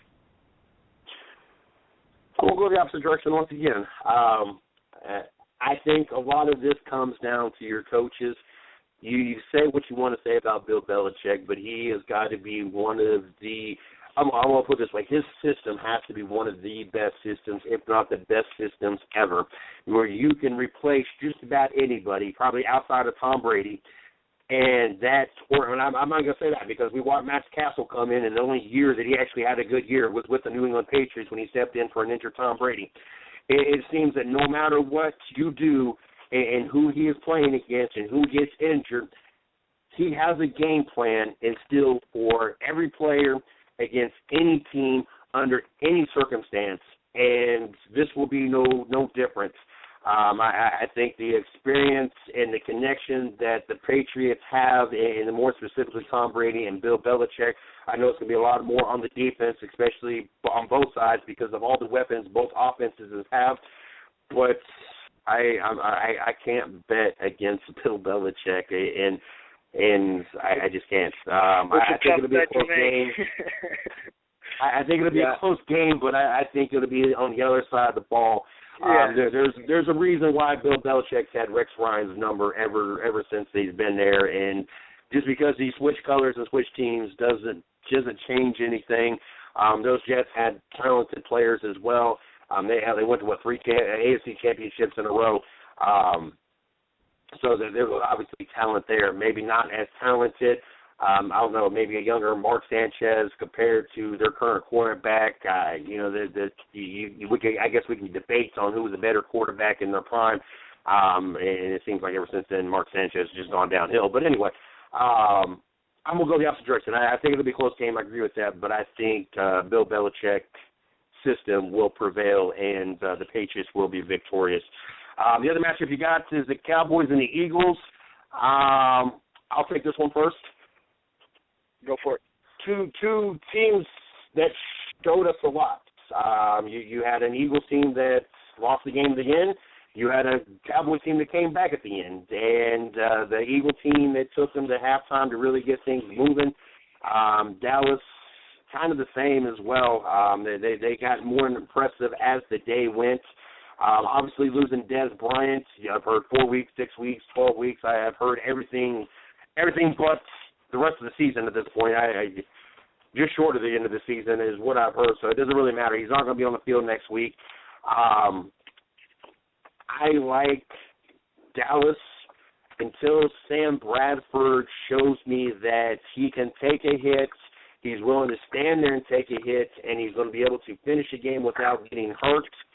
In the back of his mind, I think he is not going to be at 100% the quarterback any team needs until he knows that without a doubt that he can stand in that pocket and his body can withstand taking a hit or two without being injured. Until then, I don't think the Philadelphia Eagles will be able to beat the Dallas Cowboys because that right there, having that in the back of his head, knowing he about retired after last season and is given it one more shot, I think those doubts in his mind is going to hinder him being the quarterback that he potentially could be.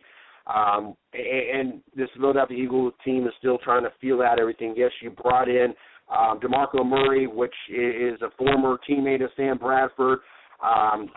Two different styles of LaShawn McCoy. They were talking about it last time, but both of them very effective. You lost Deshaun Jackson. You lost Macklin. You're trying to refill those shoes as well, and the excitement and the everything they bring to it. The defense, the defense of the Eagles has kind of always been a weak spot in my opinion.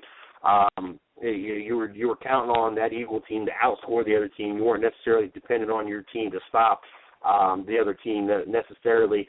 The Cowboys, I think that's the best team of the NFC East. Even without Dez Bryant, with all the other teams and everything that's changed, a lot of that Cowboy team is the same. Maybe outside of they add a couple receivers, but outside of the running back position, a lot of that team's the same. I like the Cowboys in this one. I think the Cowboys are going to be all over the Eagles, and I don't think it's necessarily going to be close. I don't think it's going to be a blowout, but it's not going to be the same result as we see the Patriots in the Buffalo game. Yeah, thing to note about Sam Bradford, you pointed out his ability to take a hit. I saw rumors flying around late last night and early this morning that he actually had precautionary X-rays last night on a body part that couldn't be specified. So I'm wondering what happened. I mean, he got banged around last night pretty good. And like you said, it'll be interesting to see if he can really stay on the field. Important to note, too, obviously Dez out, DeMarco returns to play the Cowboys. But the Cowboys will be out without their rookie, Randy Gregory, who provided a good pass rush off the edge against the Giants. But ultimately, for me, the matchup comes down to the Cowboys secondary versus the Eagles wide receivers. Cowboys secondary played really well against the Giants, limited OBJ to, under 50 yards. They didn't give up a pass longer than 20 yards, while the Philly wide receivers were lost all game last night. They dropped passes, mental mistakes, penalties.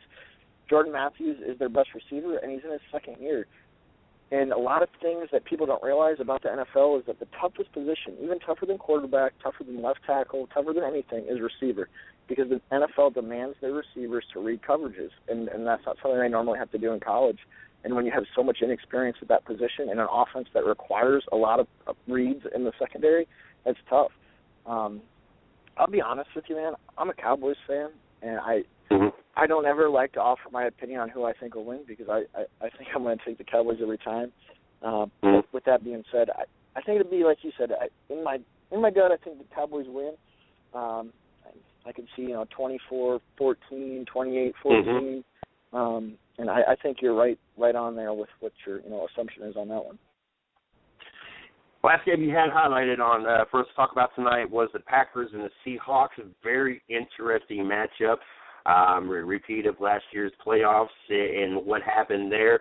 I'm going to let you shoot at it first, and then I'm going to wrap up with my thoughts. Alrighty. We got the Packers and the Seahawks. Obviously, it's a replay of the NFC Championship game last year. This time, though, it's in Green Bay. Packers suffering with their wide receivers. Obviously, no Jordy Nelson, Randall Cobb dealing with the injury. Cam Chancellor, though, will not be in the secondary once again for the Seahawks. I wonder, though, will the Packers have an answer for Jimmy Graham? I can see him using a bracket coverage with linebackers and also a safety over the top. But really, the one thing the Seahawks are missing and what they missed last year, even though they do have Graham this year, they don't have a receiver that can stretch the field like Golden Tate did 2 years ago. I think losing Golden Tate was a huge, huge loss for them, just because they can't take the top off the defense. With it being in Green Bay, with it being Aaron Rodgers being the vengeful man that he is, look for Dom Capers, the defensive coordinator of the Packers, to dial up a pass rush similar to what the Rams did. And I like the Packers to win in a low-scoring game. Seahawks start the year 0-2. I agree with the outcome. I am going to be more focused on how the secondary of the Seahawks reacts. I'm sorry, but I watched Nick Foles drop a perfect pass to his receiver on Richard Sherman that had me, Richard Sherman likes to run his mouth, and it was really nothing, regardless if they would have won or not, that Richard Sherman could say it, because his coverage was horrible. And I watched Nick Foles, not Aaron Rodgers, and a bunch of receivers that are not Green Bay quality receivers that we're used to seeing out of Green Bay.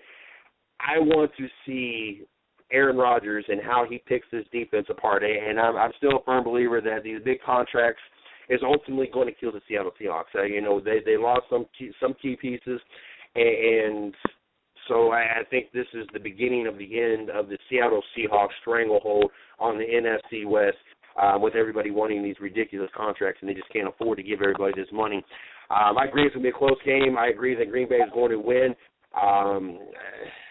Aaron Rodgers at home and got a point to prove after last season. I think even with the pieces missing and watching that Green Bay defense, yes, they allowed a lot of points, but Clay Matthews, I'm sorry, that's a scary man on the other side of the ball. And if you want to keep an opinion of him being a scary man, don't watch Pitch Perfect 2. You kind of lose some respect of his manhood in that movie. It was entertaining, don't get me wrong, I loved it. But was not expecting that. But, I as well got the Green Bay Packers over the Seattle Seahawks as well. As always, Patrick, I enjoy having you on. I love having the opportunity to sit here and talk some NFL. Make sure you guys check them over at lineblowers.com, and you guys check them on Twitter as well. I'm looking forward to be sitting down with you next Monday night and talking about all the great things we got to see in Week 2. You enjoy the rest of your week, and we'll be talking to you soon. All righty, guys. Good night. We'll talk to you on Monday. Yes, sir. That was Patrick Taylor of Line Blowers. Make sure you guys check them out over at lineblowers.com. Make sure you guys follow them on Twitter. I'll tell you what, back to back. I tell you what, I can get sucked into talking NASCAR all day long. I can get sucked into talking NFL all day long. And if I knew really anything about NHL, I could probably sit here and talk to Izzo about NHL all day long. Fortunately for me, this man comes with so much knowledge I don't have to talk. I get to say, yeah, and ask a question or two. He takes care of the other 30 minutes of it for me. Don't expect anything to be different tonight. I am really trying my hardest to learn. There's just a lot to absorb on top of the fact that there's NFL, there's NCAA, NASCAR in the playoffs, Major League getting ready to go in their playoffs, NBA is getting right around the corner, NHL is right around the There's a lot of things to keep up with these days. Trust me, I'm not complaining. I am loving every last minute of it. I am, like I said, I am working hard to educate myself. So one, I can say more than and ask one or two questions.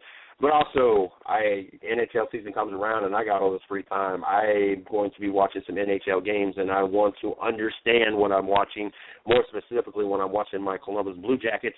But without any further delay, we got Izzo in the house. Glad to have him on tonight. How are you doing tonight? I'm doing excellent, Jay. I'm doing excellent. How about you, sir? No complaints. Got to sit all weekend. Got to watch some sports. Yes, it would be nice to get out of the house every once in a while, but, we'll eventually get another car, and that'll all be taken care of. But outside of that, Ohio State 2-0, and it looks like nobody has anything for them, so I'm not going to complain. So I'm doing great. Well, that is good to hear. That is good to hear. You're right. There is a lot of sports going on right now. Like you said, NASCAR getting ready to get in the postseason, baseball right around the postseason. And that's usually my favorite time because that's when ice hockey starts hitting training camp, starts hitting preseason. You get preseason rookie tournaments and prospect games going on, and we could just taste it. We're only just over, just under a month away from the season, and I get itchy and itchy each day. We inch closer to the season, so looking forward to it. I'm getting excited. After the first 7 weeks of football, there's 82 games in a season for all 30 teams in the NHL, and by God, I try to watch every single one of them if I can. But tonight we got a pretty good show going on. These are my. I got a nice little breakdown of the top D-men in the league. These are players that I personally like.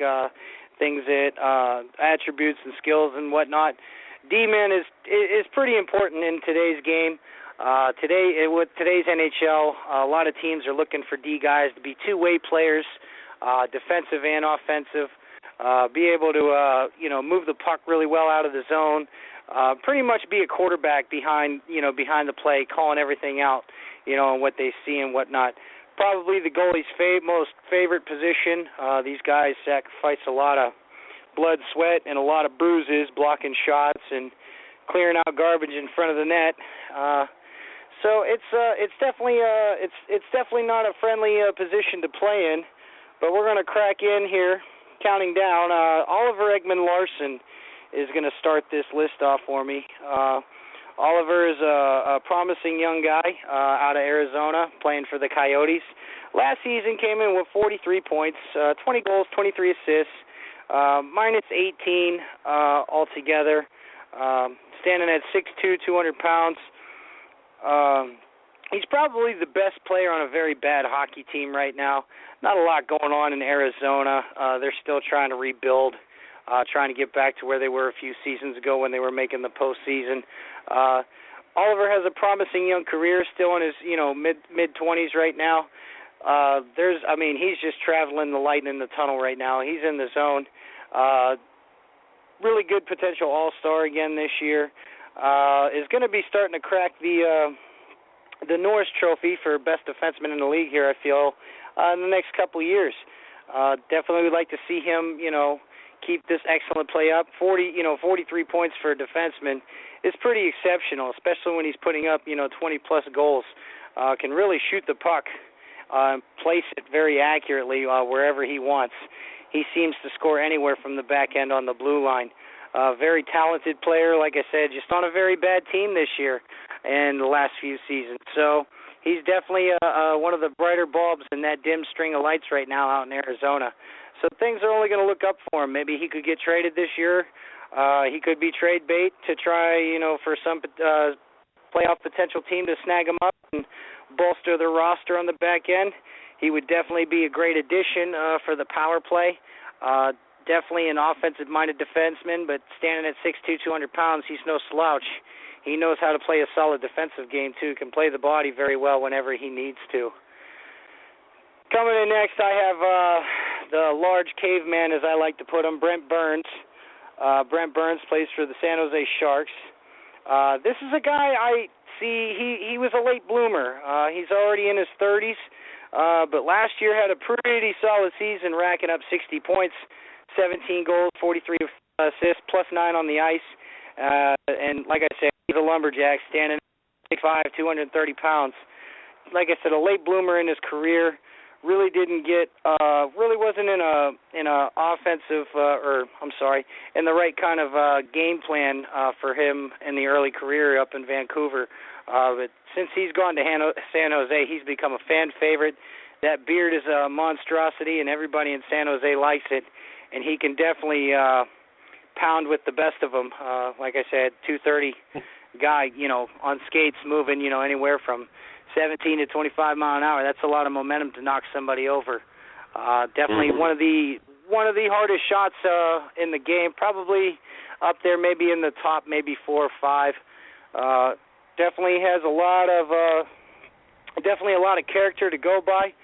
He definitely likes to play the physical game and likes to talk trash the whole time. So. He's definitely going to be he's definitely a bright light in San Jose, who definitely needs it right now. They have this habit of choking late in the playoffs, as they've so done in the past decade and a half. Brent Burns is definitely one of the top defensive guys in San Jose right now, and evidently with 60 points can definitely bury the puck in the net too. Good on the power play, good on the penalty kill, very physical when he needs to be, and just defensively sound.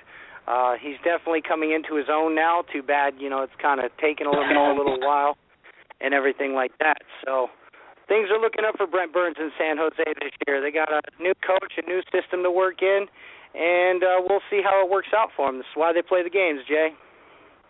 That they do. Victor Hedman is coming in next. Victor Hedman is another one of the big guys.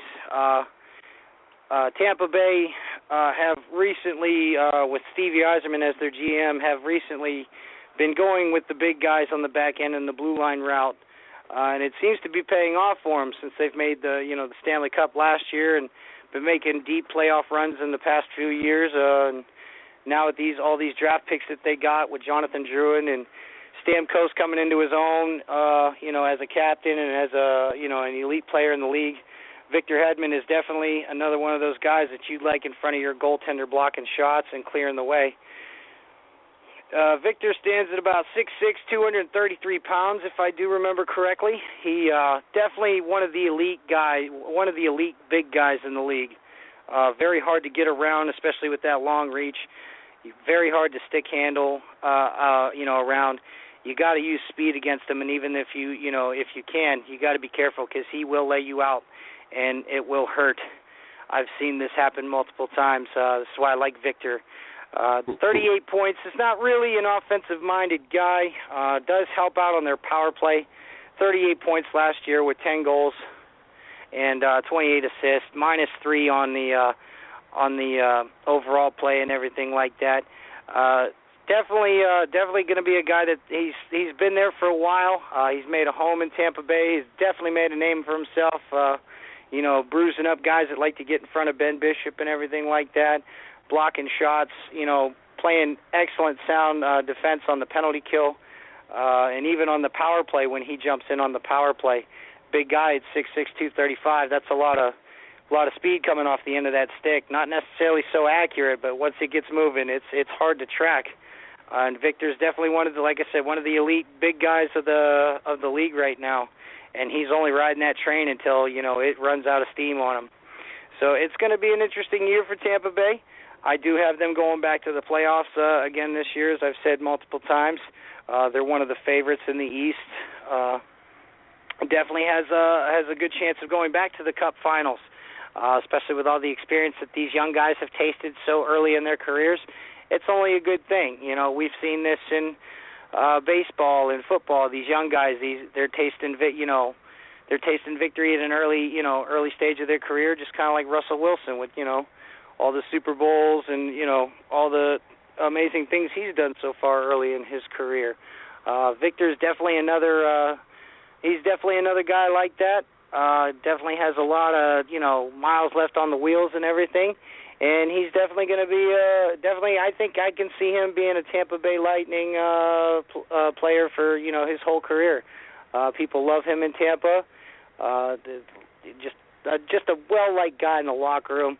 Everybody seems to come to him sometimes when the going gets tough. Who's better to go to than Big Victor Hedman? Brent Seabrook is another guy who's coming in next for me. For all my Chicago buddies, Chicago fans that are probably listening, everybody's probably ranting and probably upset that he's not higher on my list. But Brent Seabrook from the Chicago Blackhawks, this is a true leader right here. Just an excellent all-around hockey player on the offensive and defensive side, especially the defensive side.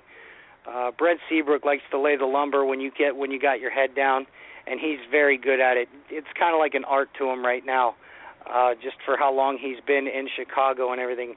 Fan favorite, he's got 3 Stanley Cups there with the team. Has pretty much been there his whole career.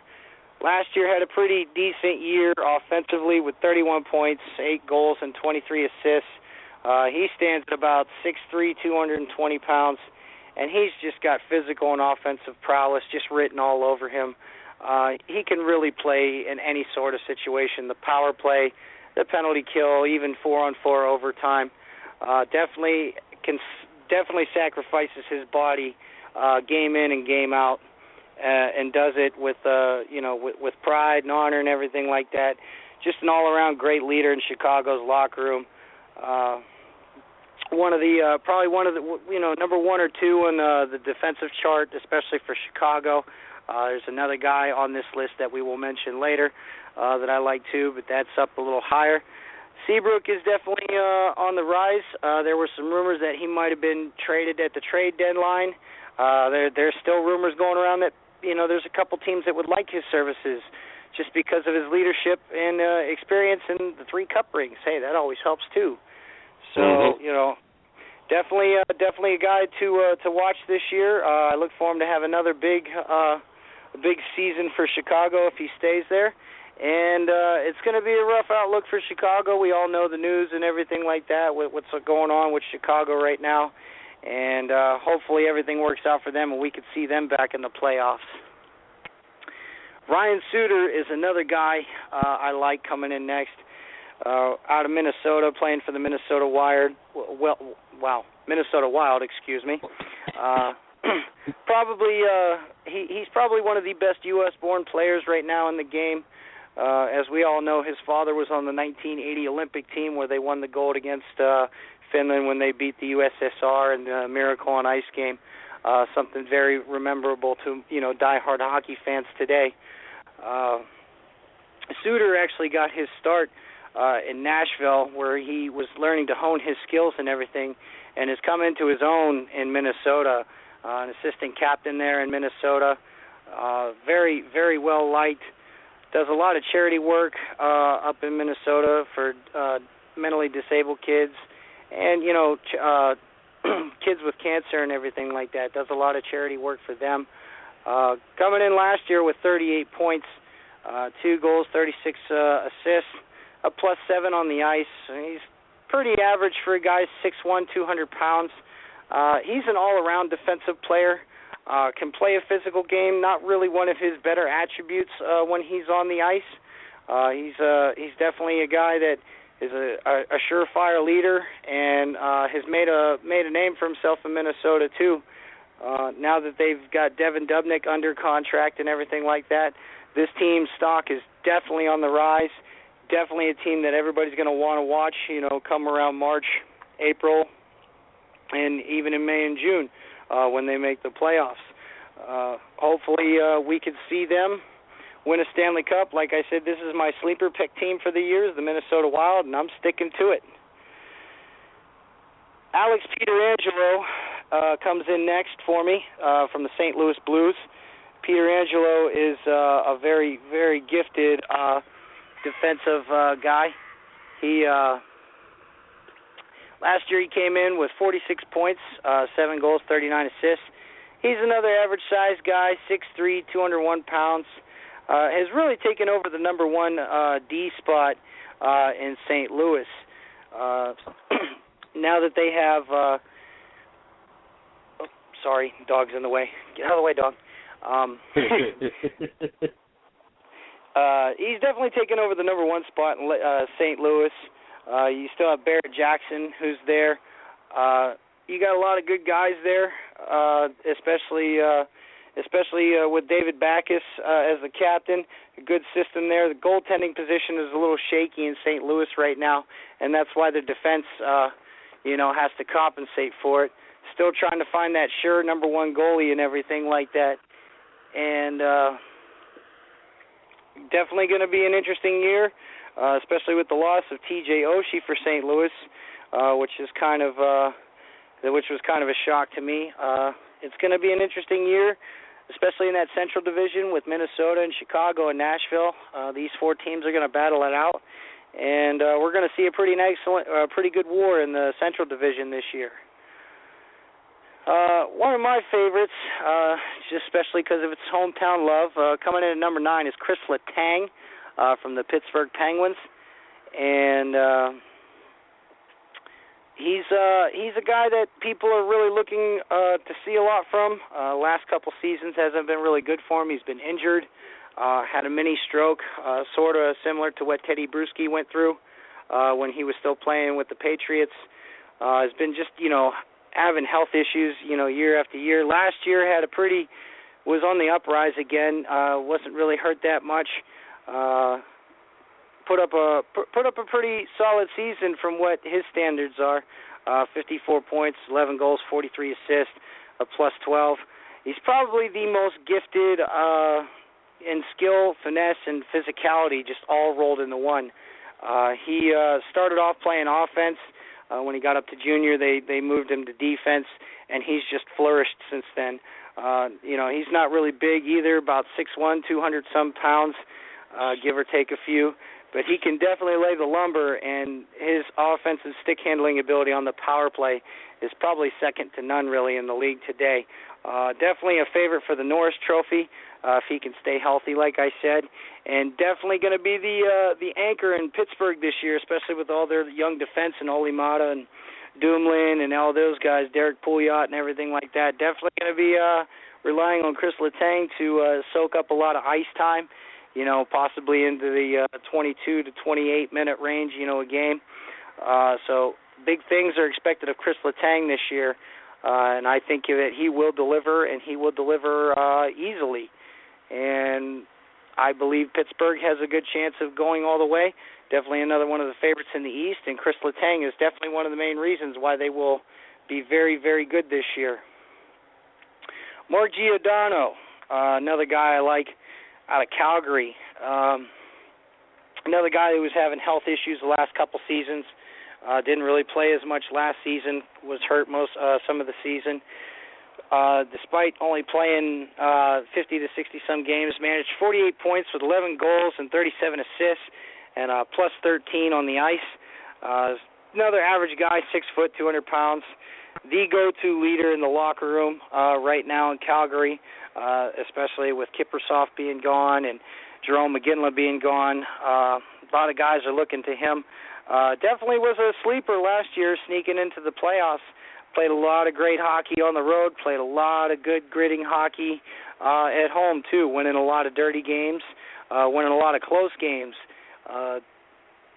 Going to be an interesting season for Calgary, especially this year where, they're expecting bigger and better things than what they did last year making the playoffs. Ryan McDonough is another guy that's coming in next for the New York Rangers, another American-born kid. 33 points last year, 8 goals, 25 assists. It was a plus 23 on the ice. Standing at 6'1", 213 pounds. Guy packs physical and offensive game all in the same, in the same system. Great back checker. Great penalty killer. It does get some time on the power play. Pretty much kind of like a quarterback. On that back blue line and everything, trying to stay open. If some guy gets crowded, he's an outlet for somebody to drop the puck back to reset the play and everything like that. Very good vision on the ice, excellent passer, and can score goals. His goal totals haven't really been that high.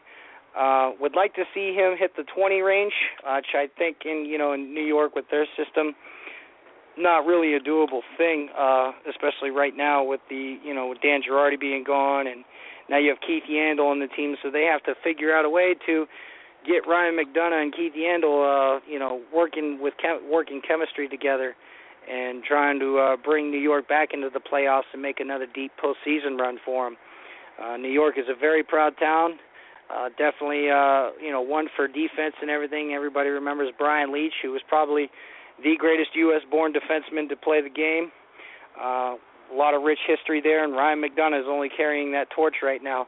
And I look forward to seeing him on the World Cup team for the United States in the next World Cup of Hockey. Erik Karlsson is another guy that is pretty good, very good actually. I like Erik Karlsson a lot. 66 points last year, 21 goals, 45 assists. He's one of the smaller guys in the league, 6 foot, 180 pounds. He's probably the best offensive D-man in the league today, especially just with his scoring ability and his vision on the ice and everything like that. He's a very dangerous player. You always have to keep an eye on him. He'll always join the rush from the back end, on odd man rushes and everything like that. I read an article about him. It says he plays like a pirate riding a motorcycle, and I'd have to agree about that. Definitely one of the wild guys in the league. Another fan favorite up there in Ottawa, and Norris Trophy candidate year in and year out, just with the stats he puts up and all the things that he does for Ottawa. Definitely one of the number one guys on the D list over there in Ottawa, and we're only going to see bigger and better things for him. I'm gonna say that he'll probably crack 25 goals, possibly 45 to 50 assists, especially in the system that he's working on right now up in Ottawa. And we're going to see some bigger and better things. The kid's still pretty young, still hasn't really been hurt that much. Pretty blessed with that. Just knows how to play hockey the right way, and looks like he's having fun doing it. And that's what I like to see, and that's why I like Erik Karlsson. Shea Weber is another guy coming in for me. Guy out of Nashville playing for the Predators, their captain. 45 points last year, 15 goals, 30 assists, plus 15 on the ice. This guy's a tank. Standing at 6'4", 233 pounds, but I think that's under-exaggerated. I think he's at least 240. This guy is a brick house and hits like one. He's probably got the hardest shot in the game today next to maybe Zdeno Chara or Alex Ovechkin can definitely crank it up into the 112-mile-an-hour range, which by any means hurts, and I mean hurts really badly. So that's definitely a guy that if he's going to wind up, you better get 5 feet or closer to him, or else you're going to feel it the next couple days.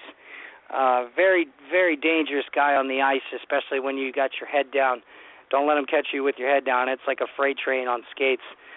He'll take you out, and it is not a pretty sight. Definitely a vocal leader. In that locker room. He's been in Nashville now for a while. A fan favorite, face of the franchise.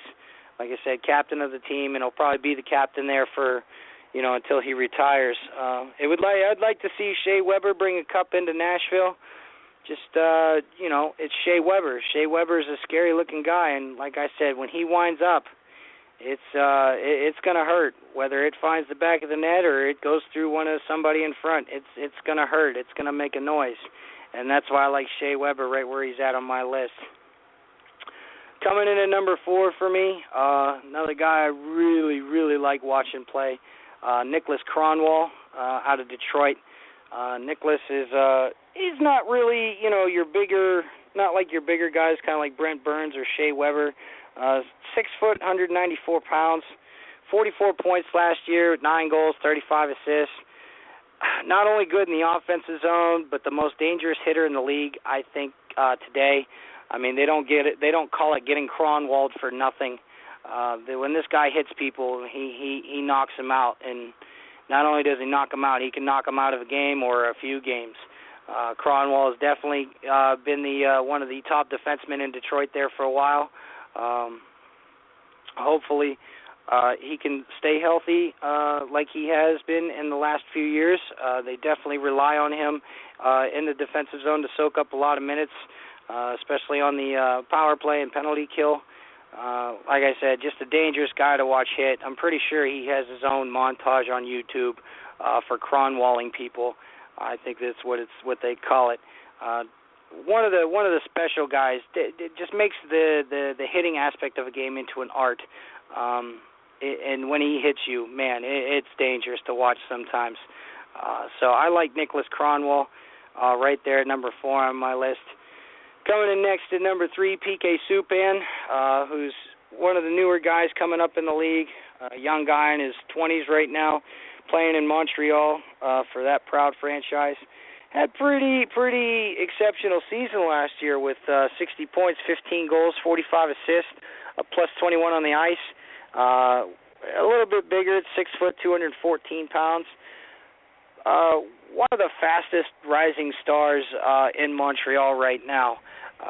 Drafted into Montreal, has been playing there consistently now for the past few seasons and been putting up decent numbers. He is definitely a very agile skater, can change direction really quickly, can stop on a dime and get going backwards very quickly.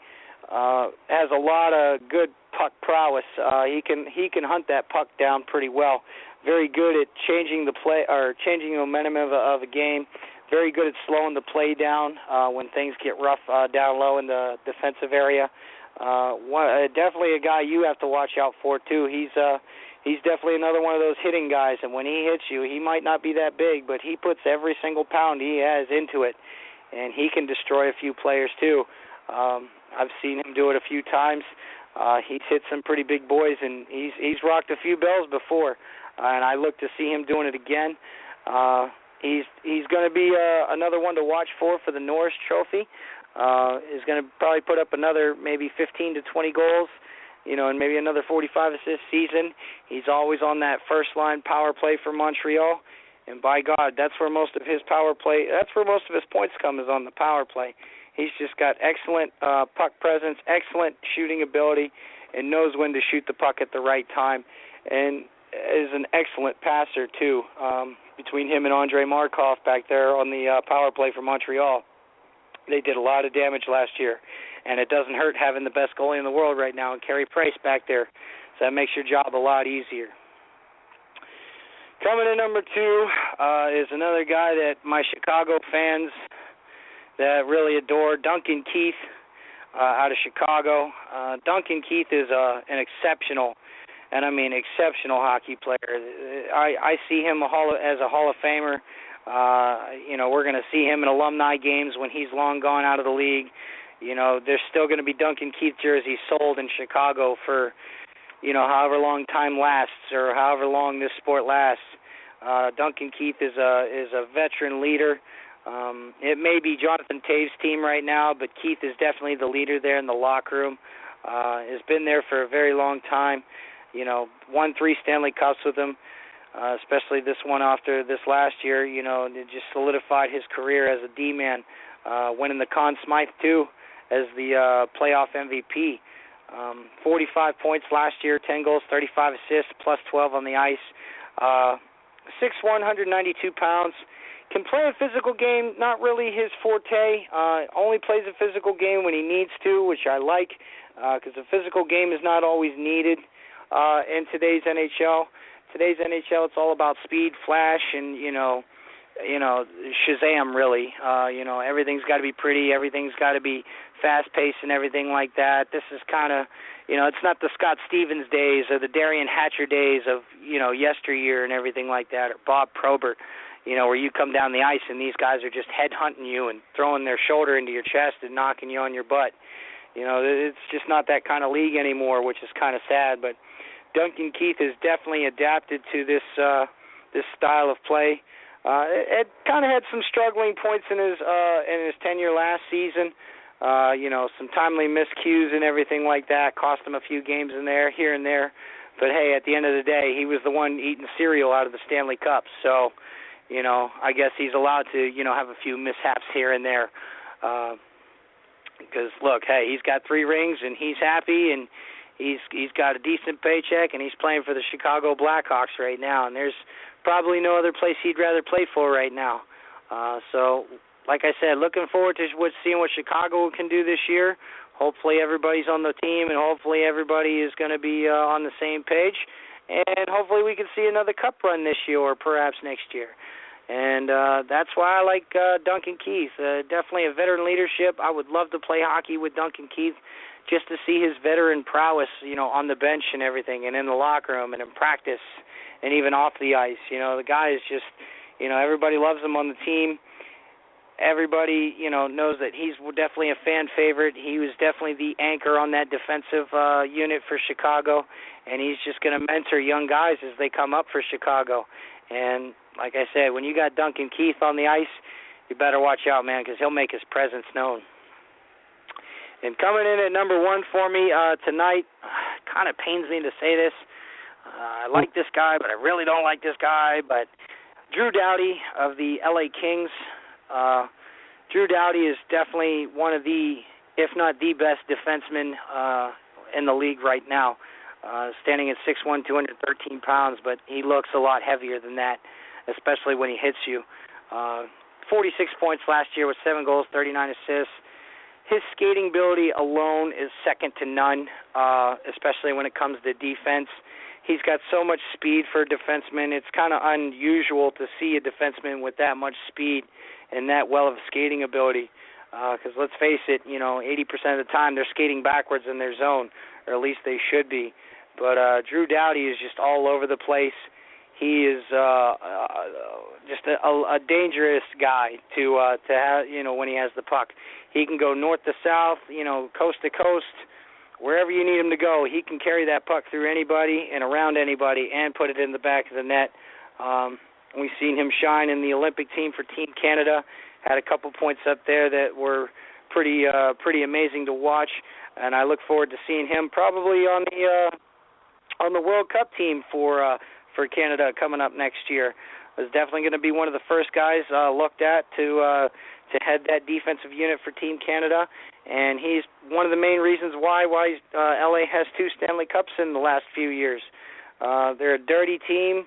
Like to win the 1-0 goals. They like to play a physical game, in your face, smash mouth, and they like to let their presence be known. And LA kind of disappointed me last year, but they've been playing a lot of hockey the last few years, getting into the playoffs consecutively and everything like that. I just think they just were a little bit tired and worn out from previous playoff runs and seasons and everything like that. And with Jonathan Quick back there, who is probably one of the top, 2-3 goalies in the league right now, Drew Doughty's job's easy because as long as you got Quickie back there in the net, he'll stop it if he can get his greasy mitts on it, which is a good thing for LA. Really, it's really cool to see what LA has done in the recent years, especially when Wayne Gretzky got traded there from Edmonton. Couldn't really bring a cup there. Felt really bad about it, but with Dustin Brown, Drew Doughty, Jarrett Stoll, even Justin Williams before he left for Carolina, Anze Kopitar. These guys have brought 2 Stanley Cups to LA, which is something Wayne could never do. Been there once and couldn't do it. Tried to get there many times and couldn't do it. And it's kind of cool to see that LA has 2 cups now. And hey, Kings fans are everywhere in LA, baby. They love them old throwback yellow and nasty purple jerseys, and they still wear them to this day. And it's going to be an interesting season for LA, especially with the signing of Milan Lucic, who I think is going to really thrive in that kind of system and that kind of gritty play. And I have LA probably being, one of the heavyweight contenders in the West this year. So it's going to be an interesting season, and that is my top 15 defensemen coming into this year. Like I said, this is one of my favorite positions just because these guys will block shots for me, and they don't have that much padding. So it makes my job as a goalie a lot easier. Hats off to these guys. These guys are, they're more diehard than, most of the offensive guys in their league, especially the guys that are grinders and, not so skilled as, the likes of Ovechkin and Taves and all those guys like that. So props to my defensemen out there. We love you guys. Us goaltenders, we love you. You make our job easier. And if there's anybody that want to see on this list, or you're not upset, or you're upset about that didn't make the list, hit me up on Facebook. By this time next week, I will have a Twitter. I've been doing my homework on that, so I'm gonna let all you puckheads be able to follow me and yell at me and tell me when I'm wrong, and we can sit there and talk hockey all night long and see who the best team's gonna be by the end of next June. And boy, we're counting down. Like I said, a little less than a month away, Jay. Boy, that ice is just now starting to get painted. It's going to get shaved here pretty soon, and we're going to see some amazing things this year, and I cannot wait. I also cannot wait. I'm definitely excited. Another reason why I started the revamped and republished the 110 Nation group, so we could all be in there talking. So I know that there's going to be many nights coming up that I will be hitting you up through the group and having group discussions so I can learn even more about what I need to know about this sport and what's going on, because I'm definitely going to be catching a lot of games this season, and definitely going to need to have somebody to run my mouth to, so definitely looking forward to that this year. It's definitely going to be an interesting season, Jay. Like I said, we're going to watch a lot of hockey, and we'll learn you all the way through it, buddy. Once you get it, it's not that bad. Once you get what the concept is and everything like that, what guys are supposed to be doing and what's going on during this and that, it's going to be an interesting ride, and hopefully we can drag some of the listeners that we have following us on the 110 Nation. Maybe they can get hooked and, start chanting, "We want the cup," when their team's in the Stanley Cup final. There's nothing more exciting than watching your team trying to play for a Stanley Cup. I've only been to a playoff game. I've never been to a Stanley Cup game. I can only imagine the atmosphere. There's nothing in my playing career that would come even similarly close to, maybe possibly winning the Stanley Cup. It's it's an old historic trophy. It's over 130 years old. And if that trophy could talk, I'd sit up all night, drink all the beer in my fridge, and listen to every single story it could tell me, Jay. It's a wondrous sport. A lot of great men have played this sport. Even a lot of great women have played this sport. And I'd only like to see it grow, and we get more fans and, day after day. And, man, there ain't nothing just like watching a hockey game, drinking your favorite adult beverage, and just chillaxing. Definitely sounds like something I can definitely do. Definitely want to thank you for everything, especially this top 15 list of D-men. Definitely very informative, and definitely love your hearing your view on these players and what you think about them. So definitely want to thank you for that. Definitely looking forward to next week's conversation, or really I look at that as my next week's learning lesson. So I'm more prepared for the 2015/16 NHL season. Going to let you enjoy the rest of the nights. We both know what's going to happen after we get off the show at both houses, so definitely one for you, and you could do likewise for me, and we'll definitely catch up later on this week and get ready for next Tuesday night. Yes, sir. It sounds like a plan, Jay. Have a good night, buddy. Yes, sir. You too. That was Izzo, our NHL expert. I tell you what, I don't know how. I don't know how you miss Tuesday night shows. If you miss Tuesday night shows, I don't know how you miss. Between Chris Knight and Patrick Taylor and Izzo, this show is 2 hours and 15 minutes, just went like that. First of all, but second of all, there's a reason why our Tuesday night show is the number one night for the 110 Nation Sports Radio Network. There's a reason behind this. It's not coincidence. It's who we got on the show and all the insight and information and stats and everything that we put into this show. Definitely proud of our Tuesday night show. Not that I'm not proud of our Monday and Wednesday night show. Not that I'm not proud of Racing with Big Sweat on Thursday night. But Tuesday night has kind of been the front banner of the week for the 110 Nation Sports Radio Network. And it is great that it always works out that Miss Lee gets people scheduled on Tuesday to complement our other people coming on the show, Patrick and Izzo. So I wish every night could be a Tuesday night here at the 110 Nation. But you got to have that one night that sticks out more than other. And understand Monday night we're competing with football, and understand Thursday show, even though it's a racing show, and it works out great because a lot of your NASCAR fans ain't necessarily NFL fans. There's some like me that are diehard both. But we are going up against Thursday night to NFL now and college ball. But like I said, luckily it's a local racing show, so it doesn't hurt us too bad now that the NFL season's back. So like I said, I wish every night could be a Tuesday night. It ain't, but it is what it is. We got Sarah Cornett Ching joining us tomorrow night. She has been on the show. She was on the show I want to say, it seems like a few weeks back. I know it's probably been longer than a few weeks back now that I'm looking at the God, has it really been that long? Now I'm looking back, and I have a counter. Everybody's been on the show the last 2 years. God, it's been all the way back since July 21st. It does not seem like it has been almost 2 months.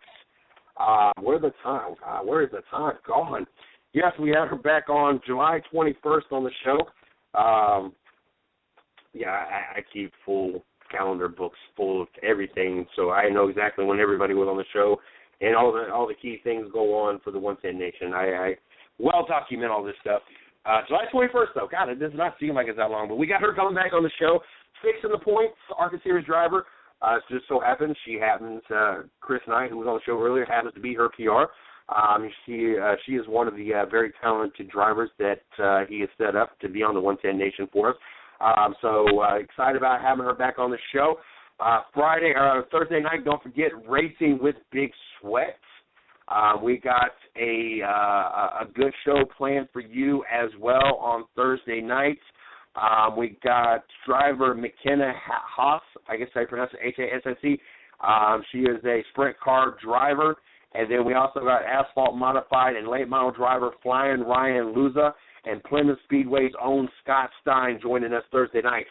For you guys that like our Thursday night show, they're about local drivers, not necessarily local to us, but just your drivers that work Monday through Friday to be out there Friday and Saturday nights at your local track near you. If you got a local driver that you want to help get promoted and get on the show, all you got to do is hit us up. You get a Miss Lee at LEE_110nation@yahoo.com. She'll pass that on to Steve Billmeyer, the host of Racing with Big Sweat. Got to thank Snafu Seasoning to present the Racing with Big Sweat show. I'm glad to have them aboard with us. Check them out at snafuseasoning.com. That's SNAFU. It's a meat rub. Steve said it is the bomb. And I'm not saying he said the bomb.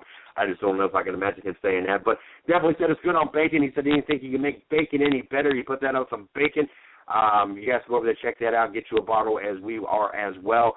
It's either $6.99 or $7.99. You cannot get in the stores. You got to order online only. Make sure you guys support them as they support and help make the 110 Nation be a bigger, better company. So make sure you guys check them out. Don't forget, you can check out the website over at www.the110nation.com. You can check out our blog site, www.the110nationsports.com. Also, make sure you check out our Facebook group, The 110 Nation. It is open for everybody. We talk all sports. We'll have live game threads and race threads, so you guys can talk amongst each other throughout the race or throughout the game or whatever event's going on. We'll hit on big topics, things just that are breaking news or whatever, get your guys' opinions, ask questions. We got giveaways. As a matter of fact, if we can get 250 members between now and September 30th, we're going to give out a $25 Visa gift card to one of those members if you get over there. So make sure you guys share that and let everybody know about the group. You can follow us on Twitter. You can follow me at CJ Sports 1. You can follow the 110 Nation at 110 Nation. Make sure you check us out on Facebook, my fan page, Mr. CJ Sports. The site and sports side of the house, 110 Nation Sports, and the guest and the radio side of the house, 110 Nation Sports Radio. Interested in coming on the show, all you got to do is hit up Miss Lee, that's LEE_110Nation at yahoo.com. Interested in joining the 110 Nation, host a show right for our blog site, behind the behind-the-scenes stuff such as social media, or help be an admin for the 110 Nation group. All you got to do is hit me up, MrCJSports@gmail.com. Tomorrow night, Sarah Cornett Ching. I think that's the only person we got. So you got me. You probably have Shorty. Got her. Got NFL picks. Got a lot of things going on tomorrow night. So make sure you guys tune in, 9 o'clock. Do not be late. Make sure you guys are there. Till then, you guys have a great night.